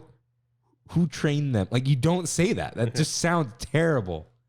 Yeah. Hey, they're still working there. That's great. Yeah. Yeah, but just like the overall, stock prices and all. Just, geez, man, don't say it. Yeah, I mean, realistically, it's probably true, but don't say it. Yeah. You know? Well, and I would say that was my latest recollection from going to Disneyland. I stopped by twice this week, and both times I went in. All the alcoholic beverages are up by like $2. Almost everything is up. Yeah. I remember when the bacon mac and cheese cone was like $7 or $7 or $8, but $8, Oh, yeah. and now it's $10. They passed. Ooh. It is now Double $10 digits. flat. Wow. It's happening. Everything is up by $2. It's just the I remember the slow last rise. time everything was up by $2. Yeah. Like right before the pandemic, it's like okay, they haven't. The bread bowl was $9, now it's $11.95. Okay, Yeah, all yeah. right, now it's like 14 or something. Yeah. it's just that Hey, it's all threshold. gonna be over 20 eventually. You're gonna slowly get there. the problem I have that I've said here a lot. Raise the price on me. Don't change the portion. Yeah. When you cut the portion, now it's like I'm in this weird spot where I'm not going to buy 2. Yeah. I might buy something else, but just look. Prices go up on everything all the time, everywhere, all at once. Just How many times are we gonna say that? it comes up a lot. I don't know. It does, yeah. But look, prices go up. I get it. Yeah. But don't make the thing worse. Just charge me more. That's fine. But charging me more and making it worse is just like you're just being now that is actual greed. That's not raising profits. It's just greed. Like how much can I get away with? Yeah. But Disneyland's still fun. Yeah. But we'll see what happens with this summer with these Magic Key passes. It's an interesting time for sure. Yeah. For sure. So let us end with our closing segment. Rain, what time is it? It's Pizza time. It's time for one last bite. As always, well, no, I was going to say Rain as always, but no. Freddy, as always, what is the best food you ate this week from anywhere? Oh my gosh. Wow. You're putting me on the spot here. You want to come back? I can go We first. got- Yeah, I'm gonna have to I come can back. go I can do it. first. Rain, as always, what is the Rain best as food you always. ate this week? So this is going to be kind of like a combo. Okay. It's never just a food item that is No. the best of the week. No. I had reservations this past Saturday and I went to Strongwater, Anaheim. Oh, you finally made it. I finally made it. I got a couple things there. I got lumpia, Okay. amazing lumpia with this fish sauce that they have. I also got this like Wagyu Hawaiian burger with Spam. Yeah. Dude, oh my Is there an egg in there? Heck yeah. Beautiful, Heck yeah. dude. Beautiful. Chef's kiss. Shout out to the drinks too. Oh man, dude. Like just everything. Everything there was next level amazing. But at the same time, I went next door to Requiem, which is a Final Fantasy coffee bar. Ooh. Yeah, and got some great, delicious coffee there. And I also, for best dessert, I'm gonna give it to some cake pops that I made this past week for a Memorial Day barbecue I went to yesterday. I spent like 4 or 5 hours on Saturday night making cake pops. Never made them in the past. Really hard, man. Yeah, it's a nightmare, isn't it? It is. It's totally a night. If you make your own frosting, even more so. Yeah, that's pretty much it. And shout out, like I said, shout out to the drinks. All right. Freddie, you ready yet? Or I mean, I have something to talk about. It's not a restaurant or anything like that. oh no, but, no. You but just sometimes the it's the best thing. food you made. Sometimes Yeah. it's a hamburger from McDonald's. You never know. So again, I think I mentioned earlier, my girlfriend Anna, and she's Hispanic, and so getting to experience some of her heritage and being able to experience some of that food has been really eye opening. So this week I had a pozole de pollo, which was amazing. So have you had menudo? No, Don't do it. Don't do it. You don't need the menudo. Okay. Yeah, just pozole. You're good with that. it was really good. We went over to her aunt's, and it was like. Oh yeah. You get the tia's pozole. You're good. It's just one of those things. I grew up living overseas. My parents were missionaries, and so getting to experience different cultures. We lived in Indonesia and Bangladesh. You get to have food from around the world. One of the best stories. We went on a 2-week tour of China. So we went around, and this particular region, they had this one restaurant that everyone goes to that's like really famous. And we walked in, and at the time I had a little bit of a cold, so I couldn't really smell well. And the rest of my family's like, "What is this? Like, what?" It smelled like sewage or something like that. And then they bring out this dish, fermented bean curd. And the whole place smelled of it. And it was like, oh, that's what it is. Like they kept going to the restroom to wash their hands. And it's like, where's the smell coming from? And then I can't smell anything. So I'm just eating it. I'm like, this is amazing. It's delicious. and my family's like, okay, we're being polite. Just keep handing me the food. And ever since that moment, though, that's when I started. I used to be really, really picky. I still am kind of, but starting to explore other foods and other cultures. And if you have a restaurant recommendation of something local that's like really unique, please send it to me. Yeah. Really unique and local. Yeah. I'm thinking. We're here in Southern California. Have you been all to sorts of different cultures. Have you been to Din Tai Fung? No, not yet. Oh, dude. Well, it's got to come to No, Disneyland. you don't want to go downtown Disney. Yeah. There's one at South Coast Plaza, Okay. and all the other ones all the way in Santa Anita Mall. Okay. So Yeah, South Coast's probably closest around here, right? Yeah. More local. Birreria Guadalajara, which is, I think there's one in La Habra. That's like the best birria that you have in the area. What I haven't done that I hear everyone should do is just straight up go to Northgate Market and just get the hot food. Dude, honestly. Yeah. Or the awas there are really good too. What Latina is your girlfriend? I don't even know how to like. No, what what ethnicity? What ethnicity? Yeah. That's the weirdest way to ask. Sorry. What ethnicity is your girlfriend? Like her family is directly. We're actually going to Mexico. She's Mexican. She's Mexican. Okay. We are actually going to Mexico. Well, we are what part of going Mexico? to. Let me see if I can pull up the region. I don't even remember. Is it Ensenada? No. Okay, it's It's gonna like be good. I'm It's gonna be good. It's gonna be like good. central. It's like right dab in the middle of Mexico. Yeah.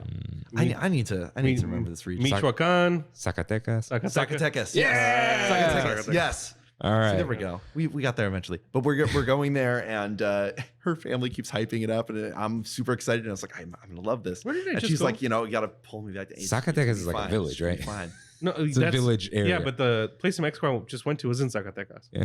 Yeah, but it's a vacation spot. I forget what it's called. Oh, okay.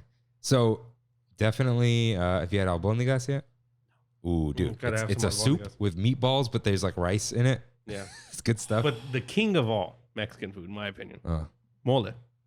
Mole is amazing. And hard to make. That's the thing. Really hard to Tinga, have you had tinga? make. I think it's like- alright.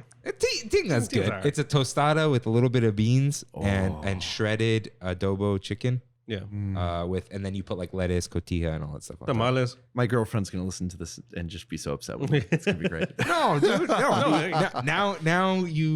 Now she's got like this like he's We gotta Here's do the everything. list of things. Yeah. She's always like, and here's this thing that we're gonna try at this point, and here's this thing, and here's the thing that's from Zacatecas. But if she ever says, let's try sesos, you say, I'm good. what's that?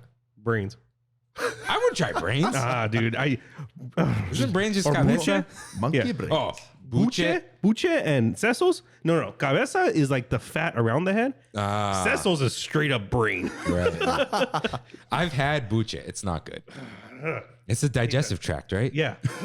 So what's funny is I was at Taqueria de Anda. It's a chain now. Yeah, they're but good. it's Really good. but it's pretty good. But they advertise it as pork belly. It's not pork belly. The belly is this part out here. It wasn't that part. It was the inside part. Not good. apparently there is good buchet, but it's not easy for it to be good. There is, of course, menudo, which is tripas, which is just stomach lining. It's not good. I think it's overhyped. I think it's just... It's when people grow up with menudo. It's like that's their go-to, but so I'm it's good. And so caldo is just broth, but it's usually like soup. There's like caldo de pollo, and then there's just like people will call other things caldo, but it's just sopa, but no one cares because it's all the words. Honestly, dude, you're you're an honorary Mexican. No, I'm not. You definitely are. You definitely. Let's see. Yeah, tamales, obviously. Do we hit everything? Yeah, I think so. All there's the so much major more. ones? There's so much more, I'll listen back through this and write everything down. Yeah. Yeah, I think. Oh. Yeah. There's probably just a real simple flautas. Just get it's just like a taquito, but it's not. Yeah. Yeah. They have those at Lamplight at brunch, but is brunch even there right now? I don't know. You could never know. It's just the hours. It's just because all the restaurants, it's like they don't have the staffing to do all the hours. Yeah, they we used to. noticed. Yeah. Last time Lamplight Boardwalk Dining is just not open. No, it's purely based off availability. Yeah. I mean, even just wherever you sit down, you even go to Trader Sam's nowadays. Sometimes they're stretched a little thin. I've had the manager wait on me occasionally. Like it's just like the manager has to jump in. Wow. Yeah. It's rough out there. Disney, pay your cast members more, and suddenly you will have more cast members to pay. That's all you need. Okay, wait, yeah, mine, my good food. Or do you have good drink and sweet? Or we're going with good drink. I can name one, which I'm definitely gonna have when we go to Trader Sam's. I personally enjoy the King Kamehameha. Yes. I love drink? the off-menu secret beverages. Some of them all the bartenders can make, and some they cannot. So you have a specific bartender. My recommendation at Sam's is always as long as you can get inside or you're at the patio, actually talk to the bartender there, get a drink recommendation, actually list out the type of alcohol that you like, the type of flavors that you like, and they can make you something there right on the spot. And it feels really special when that happens. Yeah, they are very cool there. They are. So my favorite food this week, I did actually try machaca. I like machaca. Oh, that's another one. Yeah, machaca con huevo is pretty good. It was all right. The one I had. It's a shredded beef, dude. It's shredded beef, but it's okay. It's vaguely an omelet. Yeah, but no milk and mostly meat. Yeah, with like peppers and stuff. But someone told me it's not always good. It's like you got to get it just right. It was fine, but look, there's Tom's Tailgate down the street from here. They make puffy tacos, but I just had 3 soft tacos. Soft tacos. Yeah. Dude, I went to Tom's Tailgate also. When did you go to Tom's Tailgate? 2 days ago. I went to Saber's next door. Yeah, and I was like, I want Tom's Tailgate. Got the puffy tacos. I felt like dying the rest of the day. How many did you get? Just 2.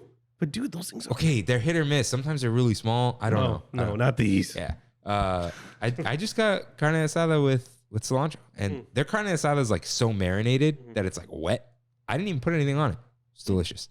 I went in the wrong order. The best sweet. I don't have too many sweets, but Kimmy brought me these like popsicles, but they're like organic, whatever. They're not trying to be healthy. It's just like, hey, this is like fruit juice.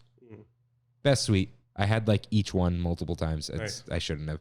But the best drink, we went to Asada Cantina and Kitchen at the San Clemente outlets for America's birthday. Happy birthday, America. It is her birthday as of Wednesday, June 1st. So happy birthday. I got the Painkiller, which was Sammy's Beach Rum, pineapple, coconut cream, orange juice with a nutmeg sprinkle. Nice. It's great. Nice. Big portion too. So poor Kevin ordered something and they ran out of everything he ordered, food or otherwise. But he ordered this. They didn't have it, but it sounded great. And I thought you'd want to know. And maybe you'll go to Asada just for this. The Curious Jorge. Bananas? Fresh banana. Nice. Don Julio Reposado. Nice. Fresh orange juice, lemon, agave, and a banana brulee. That's happening. I'm going, yeah, for sure. Curious Jorge. Okay. Curious Jorge. Yeah. So, yeah, that was it was good. It was a fun time. Again, happy birthday. But yeah, that was the best drink. Food is good. I didn't luck out. Yeah. But they have like enchiladas. They have like short rib. It looked like mole, but it wasn't mole. But this is the place that sells the burritos that for $4 they'll make it into a chimichanga. Nice. Wow. Dude, take Brandy. There you go. Yeah, She'll get a nice fancy burrito and then they'll deep fry it. And it's as big as your arm. Nice. And you will want to die. Don't eat lunch that day. Yeah. Good stuff. I always forget the topic related question. That's what it says here. Because we talked. This is my trouble. Last week was the Galaxy's Edge eats and treats, and I also had to come up with a food topic about the food topic. And now we're on week 2 of Star Wars. Yeah. Should they sell bone broth in Galaxy's Edge? How have they not sold bone broth in Galaxy's Edge? They sell like bantha broth, dude. I don't know what it is. What Grogu's drinking and like the, you know, yeah, because they probably will now. Dude, they sell chicharrones for $5.95 at Fairfax Market. They can sell bone broth, which is at Trader Joe's in a container. Yeah. They need more on themes. Well, no, We always give Docking Bay 7 its accolades. But what about more food from the movies? There isn't that. How much food is there? I need a floating pear, you know? Yeah. That meal that Obi-Wan made this past week. Yeah.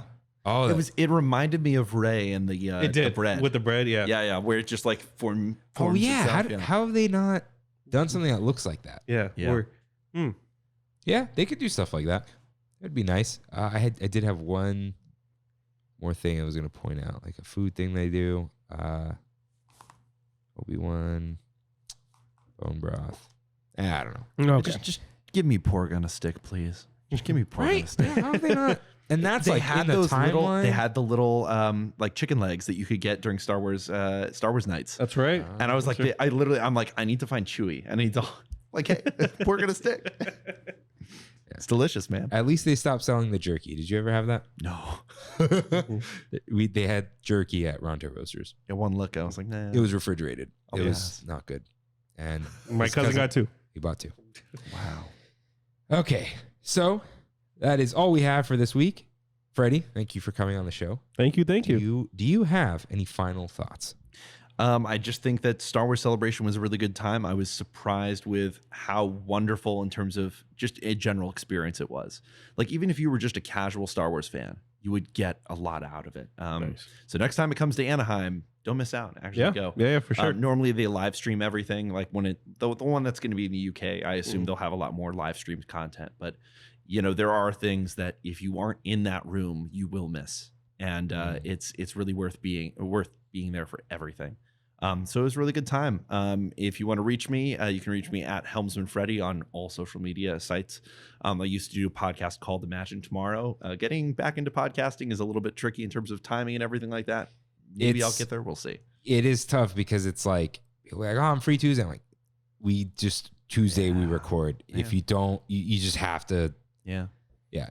There's been very few instances where I'm like, I can't. And then we have like an emergency guest come on or something. I did a solo show once. You did a solo show, that's right. Yeah, but it is both easy and hard at the same time. Yeah. I have all of my old episodes like saved on Google Drive where it's like are they like are they still up? No, not anymore. I had to couldn't continuously pay to host something that I wasn't adding on to anymore. But yeah, I have them all saved and backlogged. So if anybody reaches out looking for something, I can send it to them. Nice. Yeah. Awesome. We did forget to bring up Obi-Wan, but it's very fresh. Yeah. I don't think we could say anything without spoilers, except like I like it. I love it. I know for a fact, looking at the reactions from a lot of people, including my friends, that there was a biases of being in a room with people reacting. So that, every moment that took place in the show, you were like, I am here for it. Like the other part of it is like, you're there and Hayden Christensen and Ewan McGregor are there watching it and supporting it. And like, you're there for it. So I'm excited. We will see where the show ends up. I think it's better to just wait and just like, it's only 6 episodes. So you only have to wait like 3 more weeks and then it's done. And it's its own thing. And so then you can kind of really understand what it was. I'm pumped. I will say shout out to all the Orabesh that we saw. Shout out, dude. So I've never seen this much. Yeah. So Blade Runner meets Star Wars. There yeah, exactly. Honestly. And shout out to Clone Veterans. Yeah. And veterans everywhere. Yeah. Man, this was Memorial Day weekend. It was. Yeah. So yeah, Good to know the VA is also not working in Star Wars. yeah. So yeah, I think that is all we have. But yeah, thank you again. Yeah, go watch Obi-Wan. Go watch before you watch Obi-Wan. Go watch Live from the Space Station. That's right. I think you That's really need to. You don't think you're gonna like it, but you will. I know you will. Just like you're gonna like the Mugen tea. That's right. That's right. So, Freddy, sign off however you'd like. Ignite the spark, light the fire. May the force be with you all. And with that, Thank you guys for listening. We'll see you next week. see you real soon. Bye.